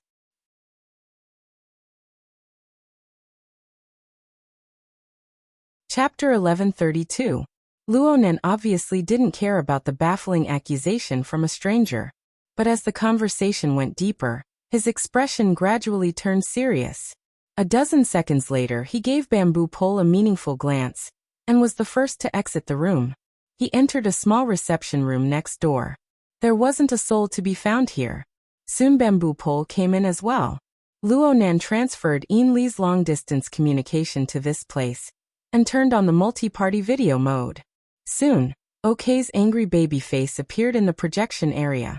He saw the personnel configuration on Luonan's side and became even more furious. "This is your team, right? I'll say it again. You have no bottom line. How can you use a girl's reputation to distort your image and Photoshop that kind of photo? You guys don't need to do this if you want to win over female and heterosexual fans. I know you guys definitely have some follow-up bullshit. Take it down as soon as possible. Don't think that I'm joking. My mom is the executive vice president of the Ladies Association of Xia City. I can deprive you of your guardianship rights at any time, and sue you until you go bankrupt at the same time." Luonan and the other two exchanged glances and Luonan spoke. "Thank you for your concern for Ruewan. But before you express your attitude and emotions, can you send us the photo you saw? Right now, we're completely confused." "Confused your sister." OK's words were too fast and he accidentally brought Ruewan in. His momentum was stifled and he hummed as he sent over the photo he spoke of. The gazes of the three converged and they came to a conclusion with just a glance. It really was a photo of Ruewan. Handsome. A neutral persona, really does attract female fans. She'll be very popular in niche circles. Bamboo Pole whistled and was met with Luonan and OK's stern glares. Inla said, "Mingtang culture definitely doesn't have this kind of hype plan. Miss Mo Ye even made a request to Mingtang culture this morning. In fact, all information related to Miss Ruewan has been completely frozen over at Mingtang culture since last weekend. They're also working on a cooling plan. They'll have corresponding actions soon." Of course Inla wasn't giving OK an explanation. She needed to express the facts and attitude to Luonan. Bamboo Pole rubbed his chin and added, "This photo isn't photoshopped, right? What I'm saying is that it's probably been beautified. It's probably been restored from a low-resolution state, but it's definitely not a head transplant." Luonan nodded his head in confirmation. "It's not photoshopped. It should be at the underground fighting arena." "Yes, there." Luonan and Bamboo Pole both understood at this point. Inlo was a bit late by half a second, but she also came to a realization. "What underground fighting arena?" OK asked, but no one paid attention to him. Bamboo Pole scratched his head. "If it's that place, things will get more complicated. Blackjack's venue had a lot of people to begin with, and it didn't seem to be particularly strict about prohibiting photography. Ruewan had been there for a few years and could be considered a celebrity, so it was normal for her to leave behind a photo. Also, last year's 2 out of 1,000 incident caused a large amount of information related to Ruewan to leak out. Pictures or video information like this shouldn't be rare in our circle." "Video data?" Luonan and OK spoke at the same time. Luonan's tone was fine, but OK was about to explode. After Luonan spoke, he immediately remembered. "Yes, there's a video." Back then, he had used some video information that had leaked out from the fighting arena to convince his aunt's family. It was the time when Ruewan's older brother was killed. Of course, Luonan later learned that Ruewan's older brother and Ruewan shouldn't be related by blood. It was just that Ruewan's short memory was that they were grouped together after the fighting arena opened, and the older brother took care of her. The blackjack incident happened in early October of last year. It hadn't even been a year since then. But Luonan had experienced far too many things in these 9 months. His memories of the underground fighting arena were actually a bit fuzzy. It was hard to dig out any useful information by searching through the details of his memories. Bamboo Pole was a bit disapproving. "Is this sort of picture useful?"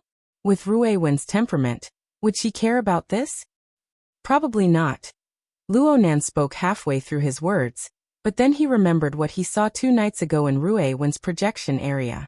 He was a bit hesitant for a time, not daring to rashly come to a conclusion.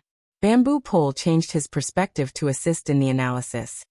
Forgive me for speaking a bit bluntly, but there are some differences between the picture and Ruewen's recent image. She was completely a boy at that time. If it weren't for the fact that everyone was familiar with each other, and the topic of conversation was this, it would have been quite difficult for me to recognize her at first glance. I've been monitoring the network information of the boss and your family all this time. Ruewen is indeed the most popular among you, but there don't seem to be any rumors about her. This is okay. Student au Quebec. Let me ask you something. When you saw this picture, did the owner associate it with Ruewen? It seems like. OK wanted to say something but stopped. His expression turned rather ugly, and he actually couldn't continue. Bamboo Pole saw the change in his expression and clapped his hands. Don't tell me it was you who blurted it out. You're a hardcore fan. OK was speechless. Bamboo Pole rolled his eyes. What was the situation like at the time? How many people were there? Were their mouths tight? Did you warn them afterwards? What were the chances that they would listen to you? Did you send people to track down the source of this picture? Did you pay attention to secrecy when you gave chase? A minute later, OK exited the group chat with an ashen face. Bamboo Pole clapped his hands. The little baby has been dealt with, but the problem is still there. The nature is hard to determine. Speaking of which, I still don't understand. Was this an accident, or was it premeditated? Or was it just a prank? Luonan frowned. On this point I agree with OK's words. It doesn't matter if it was premeditated or a prank. It's hard to trust this kind of trick. Do you think that someone is messing with you through Ruewen? That's my first reaction. Luonan thought back to the premonition he made not too long ago. I've been in all sorts of trouble lately, big and small. I feel like someone is using a tactic to tire me out.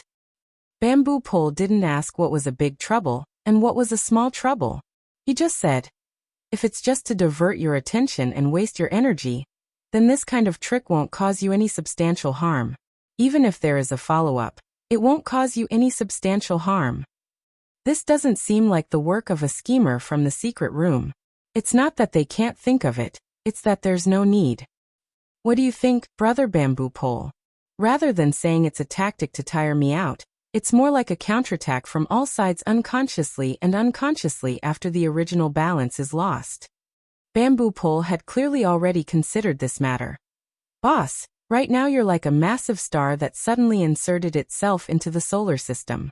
Because of your arrival, the original orbit of the celestial bodies has been completely messed up. All of the celestial bodies have begun to draw closer to you, and they are also resisting at the same time. There's only one reason. Boss, your weight is far too heavy. Thank you for the compliment. I'm just saying. Right now, I don't have any objective data to support me. Boss, you can take a look. Bamboo Pole was all smiles. He did his best to make the atmosphere more relaxed. With the current situation, it's impossible for us to fly to a high place with a whoosh. We can look down on all things from a high vantage point, and we can grasp the most crucial clue in an instant. For a considerable amount of time, we still have to deal with every move that comes our way. We need to be able to defend this side of Xia City, and we need to be more open when we go outside Xia City to steal from someone. When all is said and done, those people are made of flesh and blood. They aren't celestial bodies that don't have sentience. If your fist really smashes into their faces, they will certainly be afraid. Once they're afraid, things will be easier. This is what it means to strike with one fist to avoid 100 punches. Luonan nodded, but then he shook his head a second later. This is true for the vast majority of people, but for that one, I'm talking about Li Wei. That fellow should be completely different. The feeling of being the big boss behind the scenes? Boss, you seem to care quite a bit about this person. Luonan didn't hide it at all. It's because he's the sun that those celestial bodies revolve around. What's important is that he's orderly and self-contained. From the looks of it, all the steps are extremely orderly. Moreover, they are quite feasible. Bamboo Pole immediately thought of the job next door. Boss, what you're saying is that the 10 Days in the Wilderness expansion pack has great potential for this new skill tree? Luo Nan said flatly. There won't be any problems climbing all the way to the top of the skill tree. Bamboo Pole subconsciously swept a glance at Yin Luo. He saw that the latter's expression was extremely serious, as if it was a reflection of his current mood.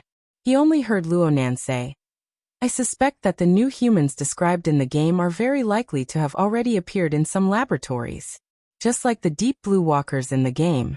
Yes, there have been some minor adjustments to this system, right? Bamboo Pole nodded. It's not just minor adjustments. There's also the addition of the Exceed the Limit mission. There might even be a follow-up extension to the skill tree. It's just that no one has been able to clear it yet. But the setup of the game's core has already been completed. If we consider the usage of the high-end simulator of Frost River reality, then the cores of the burners and the Deep Blue platform should have completed the corresponding upgrades. Luo Nan suddenly laughed, but his laughter was cold and sinister. The burners are fine, but I don't know if there's anyone who's willing to give the mutant new humans a try. Yin Luo was one of the people most familiar with this project, so she was duty-bound to take responsibility. She immediately declared, I will monitor this information in real time. Bamboo Pole wanted to ask why Luo Nan was so certain, and why he had so much confidence in Li Wei. However, he hesitated for a moment and didn't ask. He only heard Luo Nan say, Every iteration of the core technology is equivalent to taking a step forward for civilization. Even the smartest people in the world, the most well-trained research groups, find it hard to accurately predict what the next iteration of technology will look like. However, thanks to Li Wei, many people have seen 3 to 5 more steps through his arrangements. The first to third steps might be correct. At the very least, they are options that can be walked through. But what will happen after that? Luo Nan continued speaking without waiting for Bamboo Pole or Yin Luo to respond. Even if they walk through the first 3 steps, everyone will still be able to take the 4th and 5th steps after untold hardships. But who knows if this kind of small path has an end? Is the end connected to the great road to heaven? Or is it connected to a bottomless abyss? I don't hold any hope for this.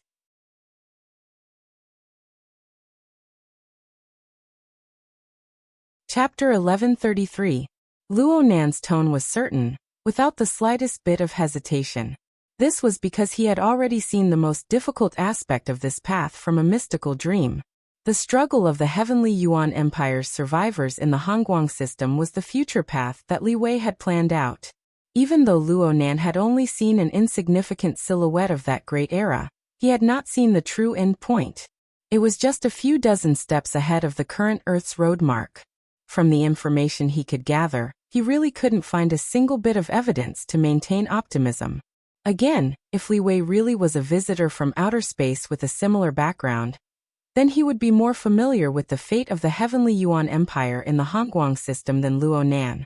Li Wei certainly understood that with the foundational strength of Earth's civilization, just 5 more steps would cause them to self-destruct on the path of high-speed mutation iteration. His Homo evolutus path, which was built on the foundation of mutation, truly harbored malicious intentions. Luo Nan didn't elaborate further. He still hadn't found a better way to share this information with others. Even if he wanted to replay that dream, the heavily overloaded simulator system still hadn't recovered. He took the initiative to return to the topic. I'm going to take a look at Rui-1. She has class this morning. Yin Luo timely answered. When Miss Moya notified the company, she seemed to say that Miss Rui-1 would be skipping class today to hide from the reporters and gossipers. That's perfect. I'll go to the laboratory to find her. Rui-1 was certainly in the misty maze right now. Luo Nan was a bit weak when he spoke. It wasn't just because he had told a small lie to his friend. It was also because it would be hard for him to find Rui-1 in this state. In such a complex, chaotic environment of space and time, the connection between the structure of the format pyramid wasn't enough for Luo Nan to lock onto Rui-1's precise location. Even the transmission of information was quite difficult. But no matter what was said, as an older brother, he needed to mentally prepare Ruewen before this matter spread. It didn't matter if it was useful or not. Of course, it would be best if he could nip the problem in the bud. Luonan made the arrangements. Brother Bamboo Pole, you help monitor the situation. Of course, it's best if you can strangle the source. Contact the SCA if necessary. Also, follow up with public relations. Inlo, have Mingtang culture come up with a plan quickly. Also, don't cause any more trouble. Let me announce to the public that I've been using a book reading app recently. Me Read app. To read books in cash and read them offline. Inlu lowered her head. I'll keep an eye on him. Luonan nodded, and his figure slowly faded away amidst this slight movement. His afterimage remained, but his main body had already passed through the distortion of spacetime to jump to his destination. An alarm went off in the house. Bamboo Pole pressed his ear, and contacted the other side through the hexa ear. It's nothing. It's just Boss Luo's daily routine. After all, this was the location of the Xia City branch. It was a vital region in the structure of the psychic wave network. It was extremely sensitive to all phenomena that interfered with each other on the mental and material plane. With Bamboo Pole's endorsement, the alarm stopped ringing. Bamboo Pole pinched his chin and said in distress, Boss Luo going for psychological counseling doesn't seem appropriate. Of course, when it comes to Ruewen, it's pretty much the same for everyone. But do you think the boss needs it now? Inla gave Bamboo Pole a cold glance and directly cut off the communication. Luonan's mental state could be considered stable for now. He didn't immediately rush into the misty labyrinth and call Ruewen back. That would only create a tense atmosphere. It was very likely that Ruewen, who was quite ignorant of such matters, would become sensitive. He didn't even enter the misty labyrinth. He just pondered it very seriously in the underground laboratory.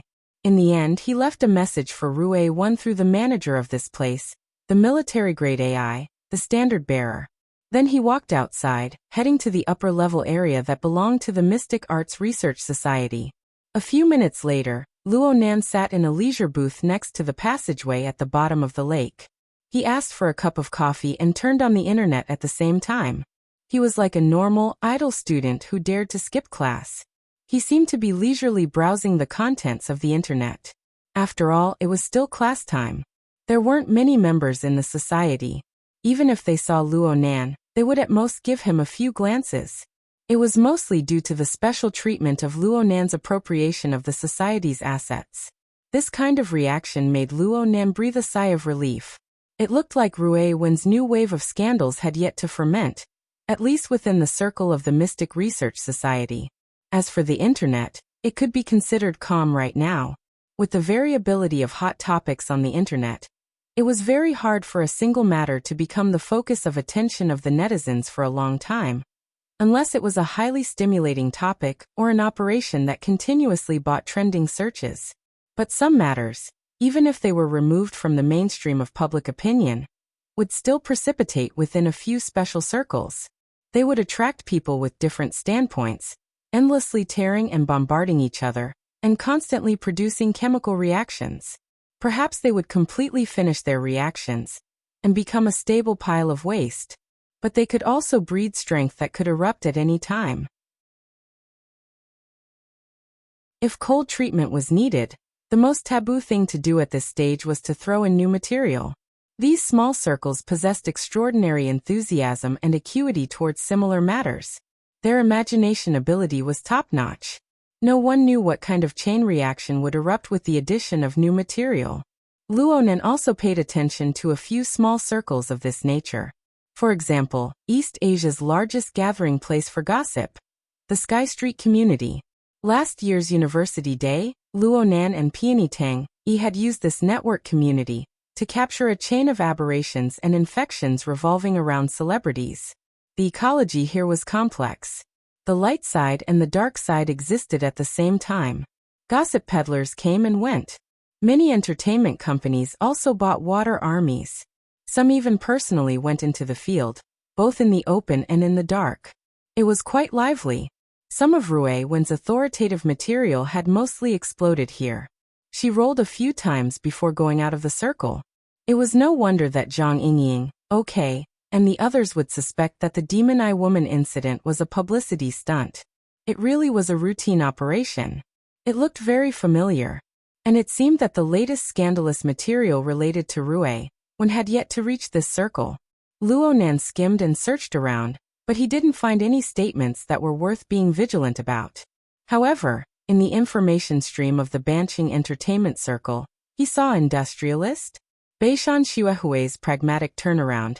In the information flow of Luonan's entertainment circle, Luonan read and read. He relaxed a bit, but he was also a bit distracted. Rue Wen's matter could be treated as a joke if it wasn't for the special context of the current situation. But it was precisely because of this time period, this environment, and the faintly discernible figure behind the scenes of this series of events that Luonan had no choice but to seriously consider it. If he were to use the analogy of a bamboo pole to describe it, then it could be considered a kind of gravitational effect. Li Wei's imprint on this world was far too deep. His foundation was truly solid. Li Wei's position in the current era of Earth civilization was far too deep. He was a dark star that caused people to worry even more. The current Luonan could indeed use his own weight to make the entire world raise its eyebrows. But the reality of being a latecomer meant that he was destined to struggle against the operating order that Li Wei had established in advance. Bamboo pole's analogy was correct. He was a massive celestial body that had invaded the solar system. From the perspective of many people, Li Wei's method was perfectly justified. The value generated from this system was the hard currency that possessed credibility. Thus, a substantial closed loop was formed. Any change, especially a change from the foundation, would inevitably pay a sunk cost that was hard to bear. In the face of a closed-loop system, no matter how tempting Luonan's offer was, it was only a possibility. Most of the time, he was a destroyer of existing benefits. This kind of destruction, and even the tendency of destruction, did not simply affect theoretical systems, evolutionary research, cutting-edge manufacturing, and other high and mighty domains. Instead, it manifested in all aspects. For example, the 10 days in the Wilderness expansion pack this time. Just in Xia City alone, millions of players stayed up all night. They threw themselves into the game and played to their heart's content. If Luonan were to beat the drums and gongs at this time and pick on the game, especially if he were to use the illusory and inexplicable future of humanity as a yardstick, wouldn't he be a destroyer? Such a character was destined to be unpopular. Once he was exposed, he would receive an earth-shattering amount of ridicule and abuse. Of course, he could also be completely forgotten or ignored. Such a situation would undoubtedly make one not know whether to laugh or cry. It would make one's heart go cold. The game was like this, and the real world might not be an exception. There was no one to blame for such a situation. Was he supposed to blame the general public who was ignorant of the existence of interstellar civilization? Was he supposed to blame them? Was he supposed to blame them? Was he supposed to blame these people who were ignorant of the existence of interstellar civilization? Luonan was bound to reverse this situation. But how was he supposed to reverse it? Was the global census strong enough? Luonan seriously considered it over and over again, but he was unable to come to a conclusion. If he had to come to a conclusion, then it would be: he needed to increase his strength. Luonan needed to increase his bargaining chips, increase his force, and obtain a more prominent effect. Therefore, he had always been low-key and covert with the global census. He didn't want to reveal his trump card in advance, passively using tactics to add fuel to the fire and sink into the mud of entanglement. But in the end, he still had to reveal his cards. What should he do then? Luonan spun his spoon and unconsciously stirred his coffee. It collided with the walls of the cup, creating tinkling sounds. It was like the fragmented thoughts that flashed through his mind. Perhaps it was because he was thinking too much, or perhaps it was because of the stimulation from today's two matters. But the outline of Luonan's thoughts became clearer amidst this tinkling noise. He was exerting his strength in basic research and in the upper echelons. But if he wanted to rapidly expand his influence and force, shouldn't he use some unconventional methods? His wristband vibrated at this time. It was a notification from the Sky Street community. The title of the pushed message didn't look particularly attractive. Everyone helped take a look. What's the relationship between this guy and hashtag magic-eyed woman? I'm a fan of this guy. There was a lag in the push of the message. By the time Luonan clicked in, the message had already been sent 2 minutes ago. The most important thing was that the title had actually changed. Shock. Magic-eyed woman or magic-eyed man. Yep, it was even trashier.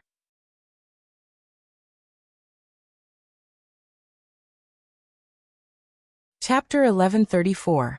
Luonan's fingers twirled around the ear of the cup as he sneered. What the hell was this angle? But it was very clear that it was in line with the logic of a portion of people.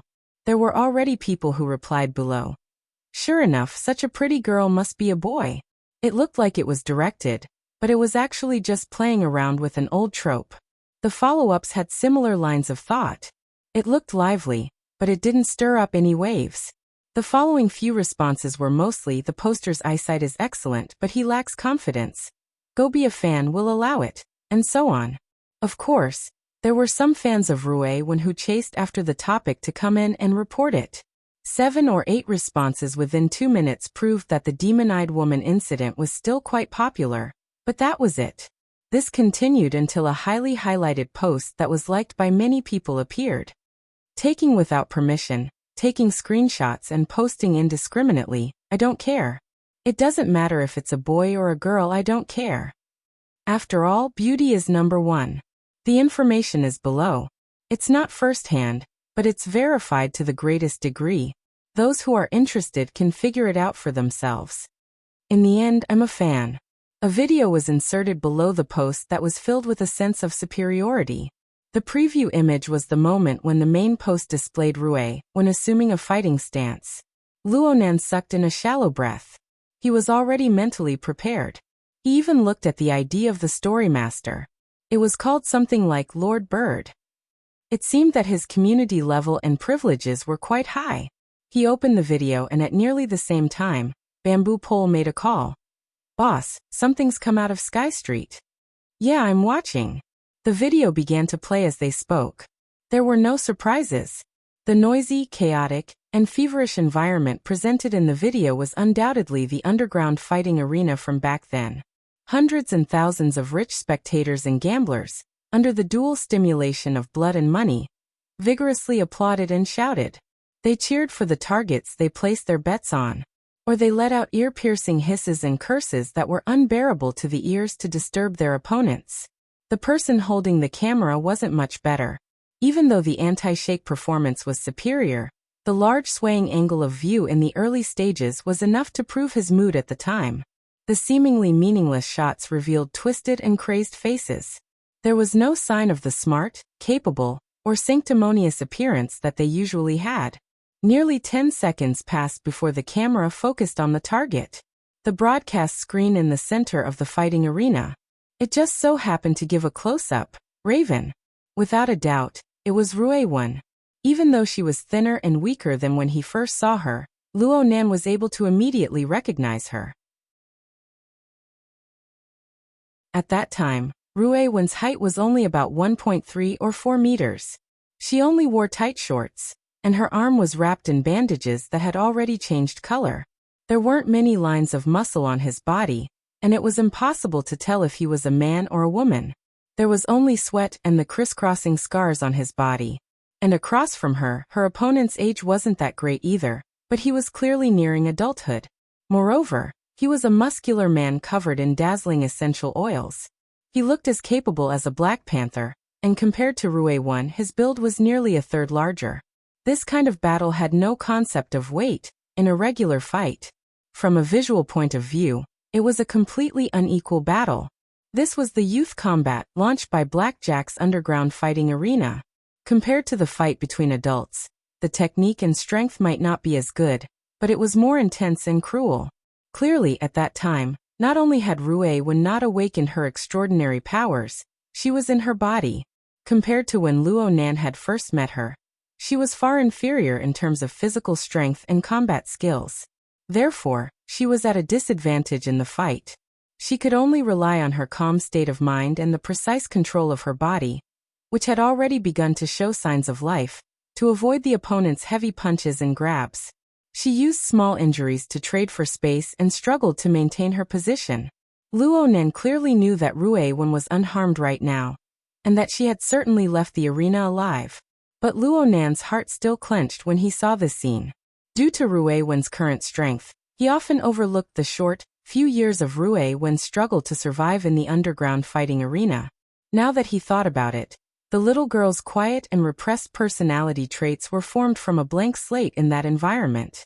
He should rejoice that the current Rue Wen wasn't a bloody and cruel homicidal maniac or a madman who would self-destruct at the slightest provocation. That should be the normal state. Luo Nen knew that after the underground fighting arena was dealt with, those young boxers who had been reared by Blackjack had basically all encountered serious obstacles in the process of adapting to normal society after they were rescued. There were both factors of drug withdrawal, and also personality and personality problems within. In comparison, Rue Wen was the most special one. Oh, looking at it from this angle, perhaps it was Rue Wen's innate talent and perception that were different from ordinary people that had played a positive role. Bamboo Pole's voice cut in during Luo Nan's contemplation. I suggest that we wait and see for now. The current video is just a small annoyance. In terms of visual effects, there should be leeway for Rue Wen. Due to the environment, age, gender, appearance, physique, and other factors, there's a natural element of sympathy within. Yes. Also, the idea of the person who posted the video is that Master Tai. According to the information we've obtained from our initial contact, he was the one who first collected the video data related to Rue Wen from the dark web. He transferred it to a niche professional fighting forum, and then it was forwarded and spread by others. He can be considered one of the clear-cut sources. Can we do something and make him take it back? This fellow has quite a bit of reputation in the Sky Street community. He's usually very active. It's said that his family has a mine. If we deal with him hastily, we might end up making a fool of ourselves. I feel that it's better to try and communicate privately. This person doesn't seem to be a low-key person. He should have some connections with Little Xie and the other second-generation circles. I've already talked to Little Xie. There should be news soon. Bamboo Pole's train of thought was very clear. If we can communicate, then we'll use our status as relatives to request. Yeah, let's give him some face. Let's call it a request. Let him take down the relevant content. At the very least, don't add any more dirt. If he doesn't know what's good for him, then it won't be too late for us to make a move. Luo Nan felt very worry-free. Brother Bamboo Pole, you're right. There's more. The effects have already been created. The video is highly bloody and intense. Highly bloody. Luo Nan only felt heartache for Rue Wen as he watched all this. Was he desensitized to bloody scenes after mingling in the inner world for so long? Bamboo Pole was very baffled. Didn't you watch it already? I haven't finished watching it yet. Hurry up and watch it. What are you pondering over the details right now? Forget it. You're the boss. You can do whatever you want. I'm just suggesting that we do some appropriate guidance. We need to take a more orthodox and more official route. We need to highlight our identities as victims. We need to take a step forward and form a shield. Victim. Isn't Rue Wen the victim? Even if he was an ability user, he could still be a weak chicken that was persecuted before awakening. Some of the baby-faced man's words were quite reasonable. Rue Wen's gender and age could be in places like the Lion Girl Guild and the Association for the Protection of Minors. Fong was making an issue out of it. After all, it was very important for the media and the public to have a good first impression, which would be very useful for the subsequent handling. At this time, your treatment as a member of the high authority group will come into play. Luo Nan expressed his approval, but these matters were still the work of Bamboo Pole, the temporary secretary. Bamboo Pole continued his analysis. As for the level of public opinion, it's a little more complicated. Even if we do our best in the orthodox channels, we can't underestimate the public's rebellious mentality. The hype from before still attracted some anti-fans for Rue Wen. Also, the provocative nature of the video itself will create a lot of variables. I'll keep an eye on him. Luo Nan took the initiative to ask for work. Ha! Right now the main issue is the disturbance in Xia City. The number of people who pay attention to gossip is limited. I can still tell who is truly ignorant and who is up to no good. Bamboo Pole couldn't help but laugh. What are you sure about? Are we going to follow the network cable? Isn't it more direct to go through the sea of consciousness? Please don't be lenient. I'll do my best. Hey, what I mean is, don't complicate a simple problem. It won't end well if someone dies. I know. Luonan's concise response caused Bamboo Pole, the temporary secretary with a headache, to go offline. While they were talking, the popularity of this thread had already completely exploded. It was just like in the video. Under Rue Wen's delicate elbow, the eyeballs and blood exploded on the face of the panther-like opponent. Any normal person would basically collapse after receiving this kind of attack. But in the video, the panther-like opponent actually roared and exploded with an even more astonishing intensity of attack. He should have taken drugs. The cruel battle had yet to end. Luonan frowned as he watched the video continue to advance under the rapidly escalating bloody scene. Luonan flipped through the thread again, highlighting the comments below. The content clearly changed after a few minutes. Bro. The greeting entered Luonan's ears, and he subconsciously stirred. Only then did he discover that Rue Wen was already by his side. She should have heard the message from Flagbearer and rushed over. Oh, so early? Luonan responded randomly. He was very glad that he didn't use any projection or any other external function. But after some thought, he could hide it from the present, but he couldn't hide it from the future. He came to do psychological counseling, not to cover Rue Wen's eyes and ears. Especially with Rue Wen's obsessive attention to his image on the internet. This matter was bound to be impossible to hide. Luonan hesitated for a moment, but he still persisted with his earlier plan. He revealed a smiling face. Oh, Rue Wen. I just so happen to have something to tell you. Speaking of which, someone has posted information about you on the internet again. Rue Wen stood by the table, expressionless. She just asked, is it still those training videos? The word still had quite a bit of spirituality. Luonan carefully pondered over it and responded slowly. No, it's when you were in the underground fighting arena. Oh. Rue Wen's response was abnormally dull. It was impossible to tell whether she cared or didn't care from her simple response. Or perhaps this sort of dullness was her normal state. Luonan carefully observed her, but he was still unable to discern whether Rue Wen's response came from her heart, or whether it was a brilliant disguise. She could be considered to be sluggish or numb and so on. Luonan hesitated for a moment, but he still took a step forward. Do you want to take a look? Okay.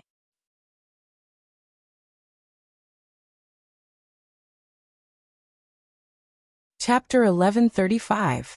Her movements were simple as well. She just sat next to Luonan and watched as he opened up the projection interface. Inside was the topic thread. At this time, the number of views and replies to the post had completely exploded. Looking at the forum, there were already more than 10 related posts, and it was almost overwhelming. Bamboo Pole also sent him relevant links and analysis of the trending topics on social media outside of the Tianjie community. It had only been slightly more than an hour since the thread was posted on Tianjie community, but the topic had already entered the trending list of many social media platforms. Every minute, there would be a large number of discussions and threads. It was extremely appropriate to say that it was in full swing. But the most absurd thing was that Luonan was prepared to start from the beginning for the sake of letting Rue Wen understand the ins and outs of the story. But when he wanted to open the video sent by Lord Ho, it was already ineffective. Luonan almost believed that Bamboo Pole would make the first move. But very quickly Master Yang changed his statement and made a statement. I didn't pay attention to the occasion. The content of the video scared the children, and it doesn't conform to the forum's rules. At present, I need to do some post-editing before I post it. The people who moved the links before should have all been invalidated. As for those who changed their names and pretended to be the original authors, be careful that the SCA comes looking for you. That is all I have to say. Good luck. Rue Wen turned to look at Luonan. Luonan was a bit embarrassed. Speaking of which, The scene of eyeballs exploding and flesh splattering was indeed a little. Otherwise, it would have been impossible for it to rise in popularity so quickly. Ruewen didn't seem to care. She only took the initiative to read the replies on the post with undisguised curiosity. She was reading very seriously. Even after a few hundred replies, a large number of repeated messages such as requesting resources and requesting unedited version flooded the page, drowning out the content of the discussion and debate. She continued reading one message after another. There were all sorts of opinions, all sorts of likes and dislikes, all sorts of conflicts, and even fanning the flames. The comments on the internet were not like normal communication. Being straightforward was considered light, and adding fuel to the flames and going to extremes was the norm. Off to the side, Luonan saw a large amount of curses like inhumane, perverted ladyboy, murderous embryo, and so on. I can't accept the cries of, I'm no longer a fan. This was only the first wave of reaction, and it would only be worse in the future. Luonan had wanted to stop Ruewen, but he didn't say anything in the end, because he saw the reflection of the projection interface in Ruewen's eyes, as well as her usual concentration. Apart from that, there were no other fluctuations. Those streams of information brimming with turbid emotions didn't seem to arouse the slightest bit of response in Ruewen's heart. The question was, what was the motivation behind that curiosity and attention? Luonan muttered to himself for a moment before calling Bamboo Pole. When the call connected, he was still nagging nonstop. This has really exploded. It's out of the circle. All the major platforms have removed hundreds of videos with the excuse that it's too bloody, but there are still edited screenshots flying all over the place. I highly recommend Mimimi Reading app. It's really not bad. It's worth installing. After all, you can read books in a cache and read them offline. Send me a link that I can see. Hey, haven't you seen it already? Ruewen wants to see it. Isn't this too much? Is this a stimulant therapy, boss? Before Luonan could answer, another person called in. He looked at the caller ID and saw that it was actually his uncle, Mo Haihang. Luonan's mind jumped. He hurriedly said to Bamboo Pole, I'm hanging up for now. Don't forget to send me the link. He seamlessly connected to his uncle's call. Sure enough, the other side bluntly asked, do you know what's going on with the bloody video related to Ruewen online? His uncle had long since known of Ruewen's experiences in the underground fighting arena.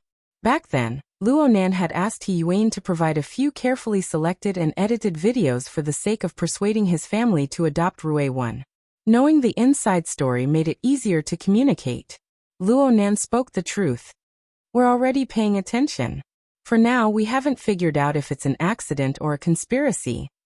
What are you guys thinking? Are you preparing to delete or limit the stream? Does Ruewen know about this? She knows. She's watching it right now. She hasn't thought of any countermeasures yet. She's still observing. Of course, this observing had multiple meanings. The targets of observation were the trends of public opinion online. It also included Ruewen. Luonan subconsciously swept a glance at Ruewen's face next to him. Ruewen was very sensitive to his gaze. Moreover, she could hear her own name. Her gaze temporarily left the projection area. She tilted her head and locked gazes with him. She was still calm. Luonan smiled at Ruewen. No matter what Ruewen's reaction was, he had to maintain his confidence in front of her no matter what. This was the only way to fulfill his duty as an older brother. Therefore, Luonan's words carried a bit more certainty when he conversed with his uncle. It's fine right now. As long as we don't care, it's not a big deal what happens in the outside world. Of course, we can't just let people casually toss and turn.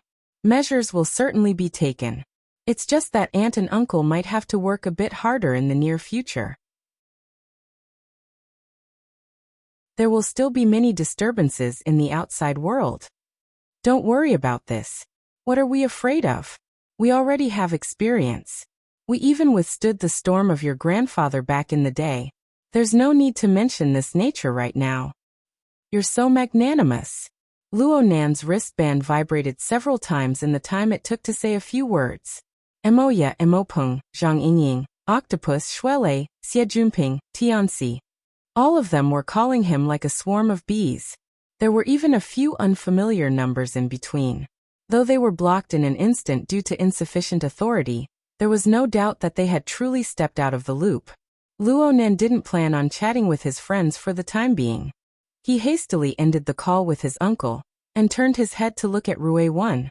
Right now, Rui Wen had already taken the initiative to jump out of that thread. She was very proficient in searching for topics related to herself in the Sky Street community, and a few other social media platforms. The wider the area she paid attention to, the more information she could absorb. Though there were no signs of her mental defenses collapsing so far, Luonan had no choice but to be on guard. He spent a few seconds preparing his words. But when faced with Rui Wen's seemingly clear and transparent state of mind that seemed bottomless, in the end he still took out the most straightforward question. "Oh Rui Wen, aren't you angry looking at these things?" Rui Wen turned to look at him once more. Then she shook her head. "Then, do you have any thoughts?" "I do." Luonan just stared at her. Rui Wen slightly lowered her eyelids. "I want to see what I really look like." "Huh?" Rui Wen raised her eyes and locked gazes with Luonan. She spoke very seriously 2 seconds later. "Can this sort of thing continue on forever?"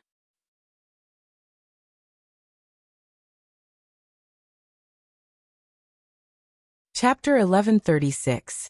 What does Rui Wen mean by keep it up? She's interested in becoming a public figure? All young girls love that. Rui Wen. That's Rui Wen. Hee, you know Rui Wen better than Rui Wen? That's not necessarily true. In the underground laboratory of Gear, a video conference was held. Aside from Bamboo Pole and Yin Lu, who had been discussing matters in the morning, there was also Zhang Yingying, Octopus, Papercut, Xie Jinping, and others. They were all friends who were relatively familiar with Rui Wen. They had come specifically to act as advisors. Luonan originally wanted to pull Cat Eyes, who had the best relationship with Rui Wen, but she was currently employed by the military. Communication was inconvenient, so Luonan could only drop the idea. Luonan originally wanted to have Rui Wen attend the conference and explain his thoughts, but he couldn't bear to let the little girl do a self-dissection in front of others. He simply sent her into the misty maze. He wanted to use the conference to organize his thoughts and then discuss them in private. Though this was the plan, Luonan's thoughts still lingered on Rui Wen's peculiar thoughts after the video conference began. He was more or less distracted by her internal and external clairvoyance. As for the others, they found it hard to continue after a round of heated discussion. Bamboo Pole's conclusion was very representative. It's not easy to guess anyone's thoughts, let alone Rui Wen. She's not an ordinary person. Let's talk about something practical first. Let's turn this illusory psychological problem into a real problem that can be touched and solved. Bamboo Pole gave a demonstration as he spoke. Little Xie, how are you doing with the source of the online public opinion? This was the first time Xie Jinping was in charge of the inner world's affairs. At the very least, he could handle it. So he pushed away his afternoon work and specifically dealt with this matter. He was a bit excited. I've already made contact with that Master Chow. Brother Bamboo Pole, your information is correct. It's old 5 of the Chow family. Though his father is only a colonel, he comes from a long line of military officers. Since the founding of Xia City, there have been 3 generations of over a dozen people serving in the Close Defense Army. They can be considered to have deep roots and flourishing leaves. Truth be told, we're not in the same circle, but our relationship with Toto can still speak. We did our job well, and they gave us quite a bit of face. They removed us just like that. Nominally, we have to edit it, but whether or not we post it is up to us to decide.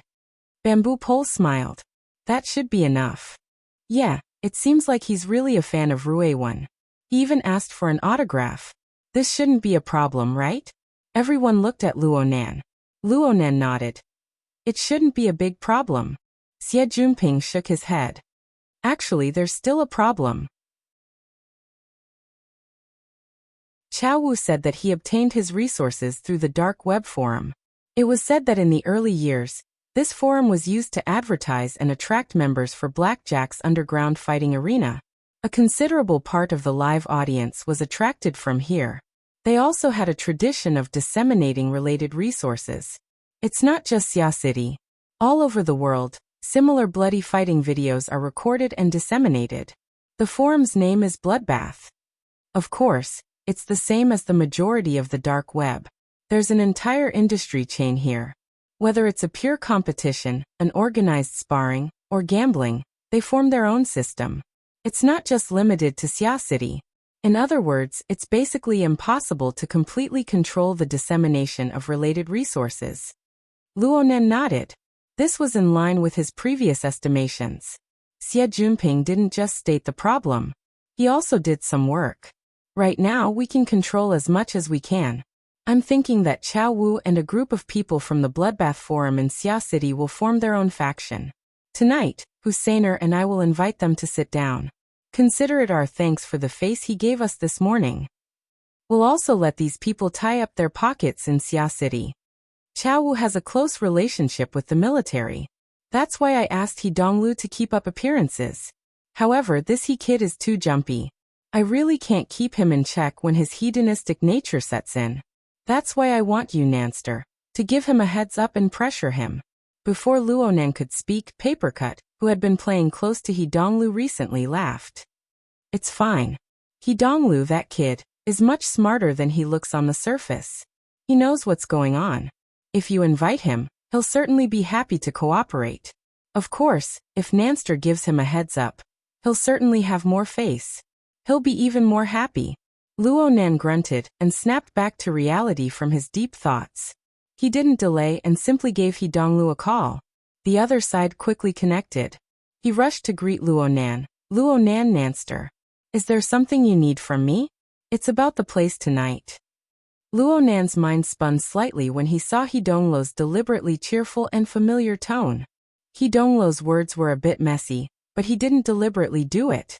The sensor network that covered Xia City slightly vibrated, and relevant scenes flowed before his eyes. And after these real-time scenes, there was a layer of even more fuzzy information flow. It was an indirect effect. For the time being, it was impossible to form something concrete, but it made Luonan's mind stir. On the plane of reality, Luonan didn't stumble at all. He smoothly continued, yes. I'll have to trouble you. Also, you're close to my house. If you have time, can you come pick me up? He Donglu was a bit stupefied for a moment. You're also. That's fine. It's on the way. I'll be there before 6. He Donglu's words were quite excited. Thanks. Let's talk later. Luonan hung up the phone, and he received astonished gazes from all sides. You're going to this place? You need to pay more attention to Rue Wen's matter. Xie Junping scratched his head. If you go, He Donglu will certainly put in more effort. However, this sort of situation isn't something that can be reaped just by putting in a bit more effort. Each and every one of those fellows are thorns. If you put in too much effort, you might even have a rebellious mentality. Luonan laughed. In the end, you just don't have confidence in my social skills. Xie Junping spoke with his conscience. That's because you really don't have confidence. Also, you gave He Donglu such treatment. Don't let him get overly excited. He needs it. Luonan didn't say much. He changed the topic back. It's fine to have a rebellious mentality. Let's put on the right attitude and speak the right words. Those who are willing to help are friends. Those who are deliberately causing trouble are enemies. In the end, public opinion on the internet is still fake. But these people are real before our eyes. Xie Junping was stupefied for a moment before replying. That's true. Zhang Yingying furrowed her brows. But this way, the matter with Rue Wen will have a reversal. Isn't relapsing normal? Luonan didn't look worried at all. Instead, he had ample reasons. According to Rue Wen's opinion, she doesn't want things to stop. We should respect her choice. Everyone raised their eyebrows at his words.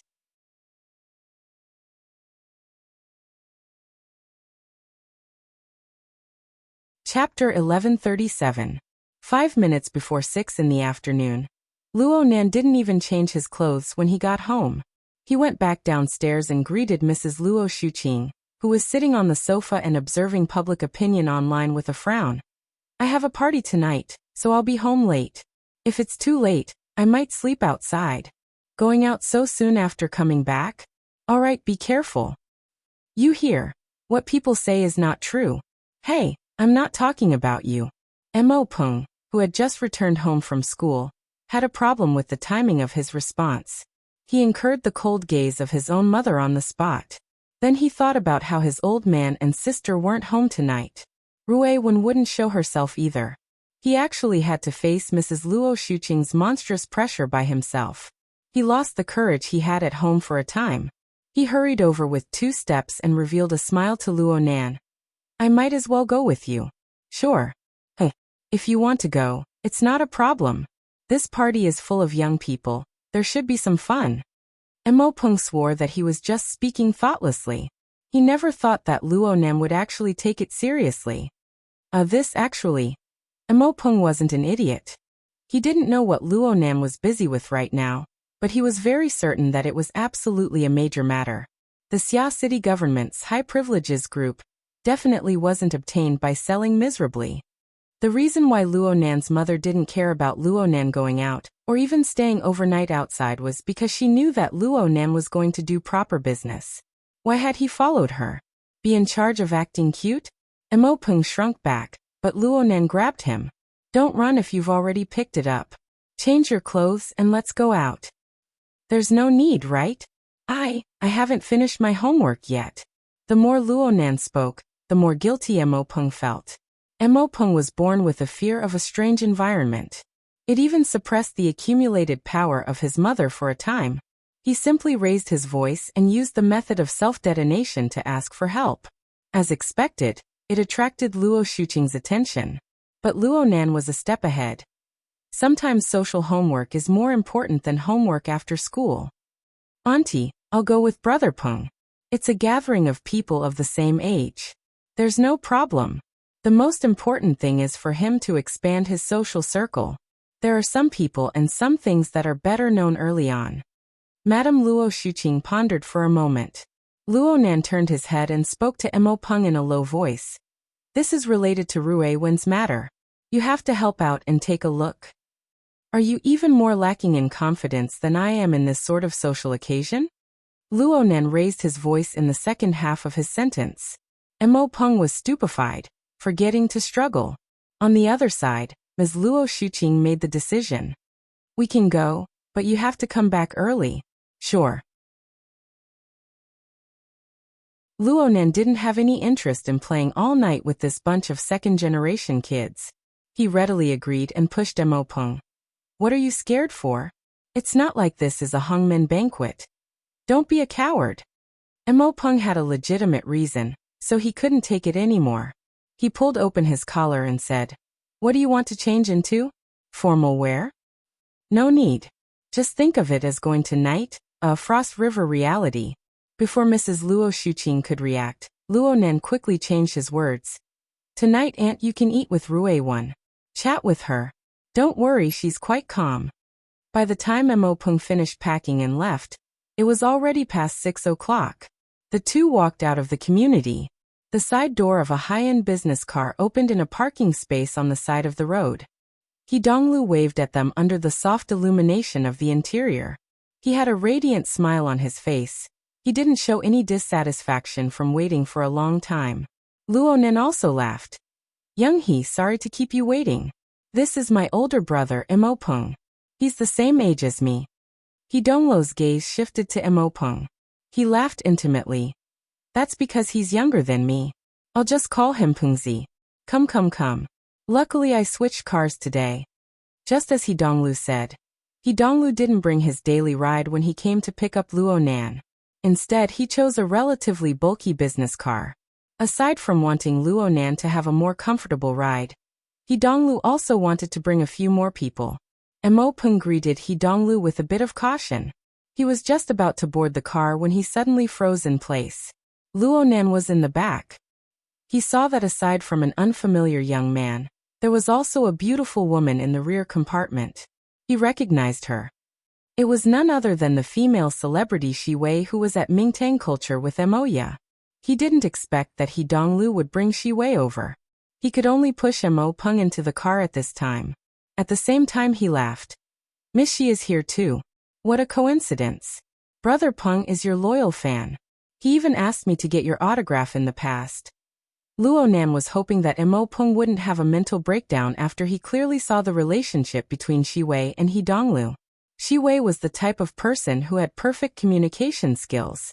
She waited for Mo Peng to sit down before she took the initiative to extend her hand. Her smile was like a flower. Mo Peng, right? Mo Ya's little brother. I remember that I did give you an autograph. We weren't familiar back then. Mr. Luo even asked my assistant for help. We're not strangers now. Just keep in touch in the future. Thank you, Sister Wei Wei. Fortunately, Mo Peng wasn't one of those fanatical fans of Shi Wei. His reaction was much more mature than what Luo Nan imagined. He extended his hand very carefully, using the tip of his finger to touch Shi Wei's finger to avoid his moist palm revealing the fact that he was overly nervous. Then he revealed a large smile. It really is Sister Wei Wei. I was just thinking about not going. In the end, the bus hasn't even left, and it's worth the price. Regardless of the quality of the joke, everyone in the car laughed. Both the host and the guests were happy for a time. The car started, and it went to the location of the gathering. Luo Nan's gaze fell upon the young and unfamiliar face in the car at this time. The latter's gaze also stared at him. It was quite fervent. He Donglu timely introduced. This is my younger cousin He Dongliang. The reason I called him over is because he usually likes actual combat, so he has crossed paths with Chao Wu. Yeah, he seems to be more familiar with little 8 of the Chao family. Right. I'm very familiar with Chao Fong. We usually train together. Brother Chao Shu often sees us too. Brother-in-law, don't worry. Tonight, Ouch. He Dongliang was overly excited, incurring He Dongluo's attack on the spot. He Dongliang didn't finish his words, but he still drew Mo Peng's horrified gaze. Just kidding. He Donglu addressed Luo Nan as brother-in-law in front of his own family. There was no taboo in whether it was real or fake. In the end, he still needed a bit of face in front of Luo Nan. He Dongliang, this bastard, was even more worrisome than He Donglu. He Dongliang was truly a muddle-headed person. He managed to change the way he addressed Luo Nan with great difficulty under He Dongluo's watchful gaze. He called Luo Nan's senior apprentice brother, without any head or tail. In the end, he changed to the more normal brother Luo Nan. Actually, He Dongliang was a bit older than Luo Nan and Mo Peng. He couldn't be bothered with it right now. Chao Shu, Chao Fong. Luo Nan checked the information in his mind before he understood what He Dongliang meant by Chao Fong. Chao Fong corresponded to little 8 of the Chao family's younger generation, and Chao Shu was Chao Wu, who had triggered today's gathering. Xie Junping called He Donglu over. Sure enough, it was useful. Similar friendships were connected in circles. He Donglu casually chatted about a few things. Compared to Dongliang, this muddle-headed kid, and Chao Wu, little 8 of the Chao family, is the real deal. He enlisted in the military last year, and has been training in the military. Moreover, he's not in the Xia City Closed Defense Army, but the Aerial Army. He's even more amazing than the one from the Chao family. Rumor has it that he'll be moving to Europa FOB soon. It's not moving. It's selecting. He Dongliang boasted for his friend. This batch of people is special. They're selecting the cream of the crop, because Lieutenant General Joseph is about to return to Earth to debrief. Rumor has it that this batch of people will be personally selected by him. Some will even be directly added to his personal guard. It's a one-for-one operation. The number of people that go in will be the number of people that come out of the guard. Luo Nan raised an eyebrow. Lieutenant General Joseph. Of course Luo Nan knew of him. He was an extraordinary with an awe-inspiring reputation in the inner world. He was a powerful person, like a stabilizing force in the military. He didn't participate in the Summit Round Table Conference last time, but he still retained his seat. Luo Nan casually asked, "Why?" "You should know, Nanster." In this environment, He Dongluo's way of addressing Luo Nan became all the more intimate. This time, the members of the guard that Lieutenant General Joseph brought back are all going to undergo a major update of the Deep Blue platform. Whether it's the Dynamo Core or something else, They are limited by their aptitude and hardware. Some people are bound to be eliminated. That's right. One wave was eliminated, and another wave was promoted. In the end, it was still the Deep Blue platform system. This was an even deeper binding. Luo Nan went silent. Beside him, Mo Peng had absorbed too much information all at once. He was still in a daze. He wanted to open his mouth a few times to ask questions, but he forcefully held himself back. He just lowered his head and searched for keywords on the internet through his wristband. Whether it was useful or not, his mental fortitude was commendable. As for how his heart was in turmoil, that was another matter altogether. Luo Nan's gaze circled around Mo Peng's body. Pulling Mo Peng over to participate in tonight's gathering was indeed a spur-of-the-moment idea, but the thoughts that pushed him to make this decision had been brewing in his heart for some time. The participants of tonight's gathering were all young people. Mo Peng's fitting in was just the most superficial reason. The most fundamental reason was this. Mo Peng should be allowed to join this circle. From Luo Nan's perspective, this group of second and third generation students was just that. But it was still much more expansive than the pure student circle. Of course, it was also much more chaotic. It was a springboard that led to an even vaster world. It was the shallow waters on the way to the deep sea. Mo Peng might not be happy right now, but Luo Nan had kicked him in the back. This was because that vast world, that deep sea, wasn't something that could be isolated forever just because you didn't touch it. They were here. It was just that there was a fuzzy barrier of information sandwiched in the middle. It gave people the misconception that they were far away, or that they weren't related. So much so that Luo Nan didn't even need to use any additional power. Just Luo Nan's position, the environment he faced, and the waves stirred up by his every move were enough to erase this barrier of nothingness. The future incidents, at the very least, would be a storm of information brought about by a series of incidents. It was destined to involve his family members. It was just a matter of how much, and it wouldn't change according to Luo Nan's will. Since this was the case, why not do it a bit earlier?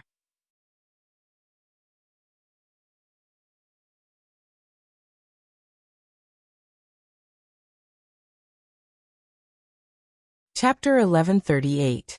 Luo Nan was certain that his way of thinking had changed. In the past, he would have probably. In fact, he would have adopted a more conservative strategy, isolating his aunt's family from the flow of information related to the inner world. He only wanted to distance his family from those messy matters, so that they wouldn't have to worry about them. As it turned out, this kind of conservative strategy was useless. As Luo Nan's status in the inner world rose with the tide, his influence over the various powers grew greater and greater. Under the influence of the various powers, the man-made dam of information became extremely weak. The flood overflowed the dike, and Luo Nan's aunt's family would still know what they needed to know. Not to mention the fact that the global census, Rue Wen's matter, 10 days in the wilderness, and other matters, both overt and covert, were piled up together. A considerable portion of them had already seeped into his family's lives, and he couldn't stop them even if he wanted to. Of course, Luo Nan's way of thinking had changed, so he wasn't that passive. He speculated that the key factor that led to his transformation seemed to be the perception system of the magneto-optical mica, that was completely different from that of humans. After observing and thinking about it for a long time, he became increasingly certain. Perception, experience, breadth and depth of experience, as well as the corresponding thinking ability, were crucial to the growth and evolution of life. In the era of rapid change in the future, the information masking caused by excessive protection, as well as the corresponding problems such as underdevelopment and inability to evolve, might cause even greater damage than facing difficulties and disasters. There were a few people in the family. After all, uncle and aunt were adults. They had gone through the storm with grandpa in their early years, so they were mentally prepared and had experience. Emoya had been in an underground band for the past few years, and was still in the entertainment industry. She had seen a lot of things and knew a little about the situation, so there was no need to worry. The remaining one was Mo Peng. His age was about the same as Luo Nan's, and he was in the circle of ordinary students. He was probably the one with the worst endurance when faced with the sudden storm of information, and sudden changes in the environment. Of course, he was also the one who needed to be reformed the most. As for not being used to it, he would eventually get used to it. No matter how uncomfortable it was better than being muddle-headed when the time came. Mo Peng was like this, and so were his relatives. By extension, it was the same for all living beings on Earth.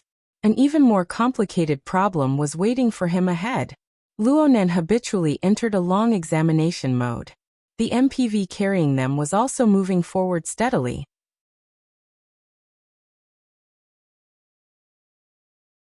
The normal magnetic rail load was limited. Medium to large vehicles like this would automatically adjust to the bus lane, which was relatively smoother. Moreover, the interior design of this high-class business car was excellent. The aircraft-grade business seats were very comfortable. The starry sky roof, which had been worn out on luxury cars, felt pretty good if one didn't look closely. Everything was quite appropriate, but Luonan did not speak. The atmosphere here was a bit strange. In such a situation, Shi Wei's value was highlighted.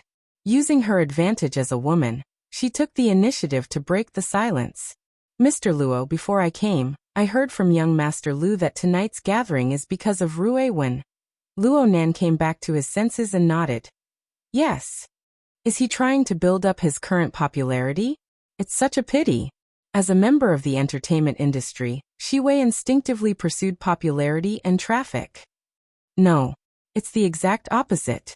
Rui Wen and I both need popularity. Luonan gave a clear answer. He didn't mind having an exchange with this female celebrity. Shi Wei subconsciously glanced at He Donglu beside her. This was different from the information she had received earlier. He Donglu was also very surprised. Didn't we let Qiao Wu and the others manage those resources? There's a follow-up? I'm considering. Luonan was just about to say something when a call came in. He looked at the caller ID, raised his hand slightly, and immediately connected the call. Leister? Xue Lei's sigh came from the other side, along with a large amount of noise. You guys haven't arrived yet? Aside from Brother Ping, I don't recognize a single person here. Xue Lei was in a rather crucial stage of his cultivation during this period of time. He usually lived in seclusion, cultivating his energy with concentration. Luonan had called him over tonight in consideration of Qiao Wu's circle. Everyone was a fan of actual combat. Having a professional would make things easier. It seemed that this sort of scene was still. It doesn't matter. Everyone will know each other after a round of flashing fists. Xie Juanping's voice suddenly rushed in. It was raised quite high, followed by roaring laughter. It looked like the atmosphere was quite good. There was even someone shouting, I don't accept this. Why are we playing in virtual reality? Has the iron cage been set up yet? It's starting this early? He Donglu heard these sounds from the car and felt a bit baffled. Gatherings of young people like them usually only officially started after 9 or 10 o'clock. Sometimes they didn't even enter the main topic until after midnight. The grand banquet at the end of last year was like this. Before this, everyone just met, got to know each other, chatted, and at most played a few warm-up games. Now it looked like the atmosphere had exploded ahead of time. Old C, go a bit faster.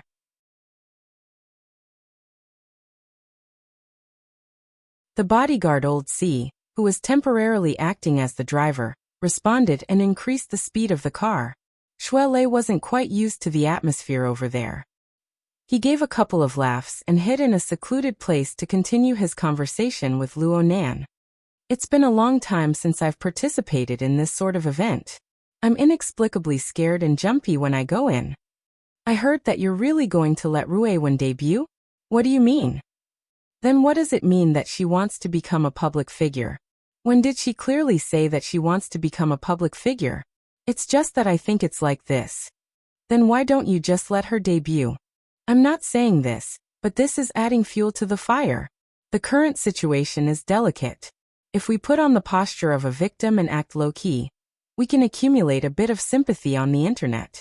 But if we take advantage of the situation to debut, many people will really hype this matter. Our reputation won't be good. Besides, the public has a different set of standards for people in the entertainment circle. Luonan swept a glance at Shi Wei and responded with a smile. I know this. Fortunately, Shuelei didn't participate in the video conference in the afternoon. Otherwise, he would have known that bamboo pole, Zhang Yingying, and paper cut had already said all of this more than once. Shuelei even painstakingly analyzed. Your family already has sister Mo Ya mingling in the entertainment circle. There's a bit of mystery in having a band. But with Rue Wen's current situation, she'll be at the top of Xia City for a short period of time as soon as she makes her debut. Will your family be able to endure that kind of harassment? Are you still going to do your great global census plan? Of course I'm going to do it. Of course I'm going to do it. Luo Nan's response grew more and more straightforward. These two matters don't conflict. This is the effect I want. Shuelei hung up the phone in confusion. Luo Nan's attitude was very clear, but the reason for forming this attitude was hard for his friends to fathom. Luo Nan knew everyone's confusion. His mind was clear, but he was unable to explain it too clearly. Could it be that he wanted to tell everyone? Rue Wen wanted to look in a mirror. However, normal people use polished lenses, while Rue Wen used the multicolored hearts of people. Luo Nan pretty much did the same. The difference was that his Luo Nan ruler was a kind of active projection. It was established upon a relatively clear understanding of himself. It was a crowbar that pierced into the depths of the thoughts of millions and millions of living beings, prying and gathering the chaotic power within the sea of consciousness. As for Rue Wen, she was a child with only 2 or 3 years of memories. Deep within her heart, she didn't have a particularly clear understanding of herself. Instead, she needed to go outside.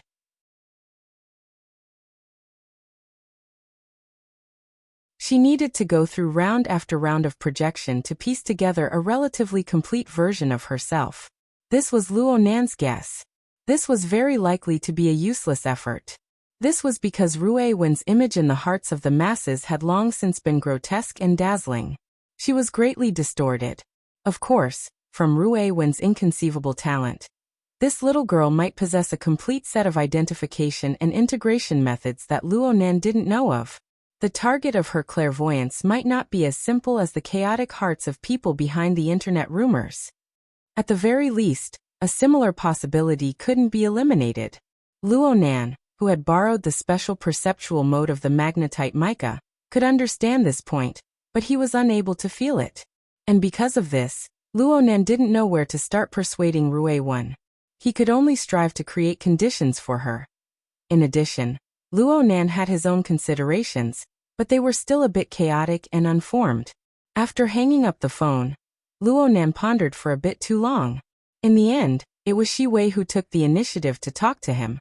Mr. Luo, according to what you're saying, Miss Rue Wen wants to be a public figure, right? Not only are we not suppressing her popularity, but we're also going to form some sort of direction? Luo Nan thought for a bit. To be precise, we're going to do our best to appear in the eyes of the public, but we're going to pull away from commercialization. I haven't thought of the specifics yet. Shi Wei's brows furrowed. A voluntary public figure? And non-commercialization? That's about the plan. Shi Wei hooked the corner of her lips. If we don't walk the commercial path, public opinion and social activism are fine, but Miss Rue Wen's age and identity aren't suitable. It's fine to do a live broadcast, but this kind of model, especially one that eliminates commercialization and adopts the form of personal expression, will find it very hard to win the favor of the public. I'm talking about the positive reaction. He Donglu nudged Shi Wei lightly. He felt that these words were a bit too direct. Luo Nan faintly felt that it was his request to be non-commercialized that gave Shi Wei a bit of stimulation. In fact, due to the existence and effect of Luo Nanqi, every word and action of his, even the radiation of his emotions, was very likely to amplify the reception and reaction of others. Especially for Shi Wei, who was a social butterfly with a sharp and sensitive mind. Luo Nan obviously didn't mind. And from a rational perspective, there weren't any problems with Shi Wei's expression. He responded with a smile. Sister Weiwei, you're more professional than us in this field. I was just about to ask for your opinion. A Sister Weiwei copied from Mo Peng made Shi Wei's mind feel at ease. She soon realized that her dissatisfaction from being mocked came without reason. Her smile grew all the more bright and beautiful. Mr. Luo, you praise me too much. I'm muddle-headed in this circle. I can't be considered a professional.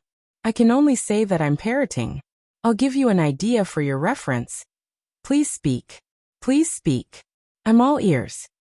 Luo Nan's smile was warm, causing the atmosphere in the car to become all the more harmonious and relaxed. You're tuning into the Echoes of the Heart YouTube channel. Don't forget to subscribe and join us on this journey to catch the most captivating stories.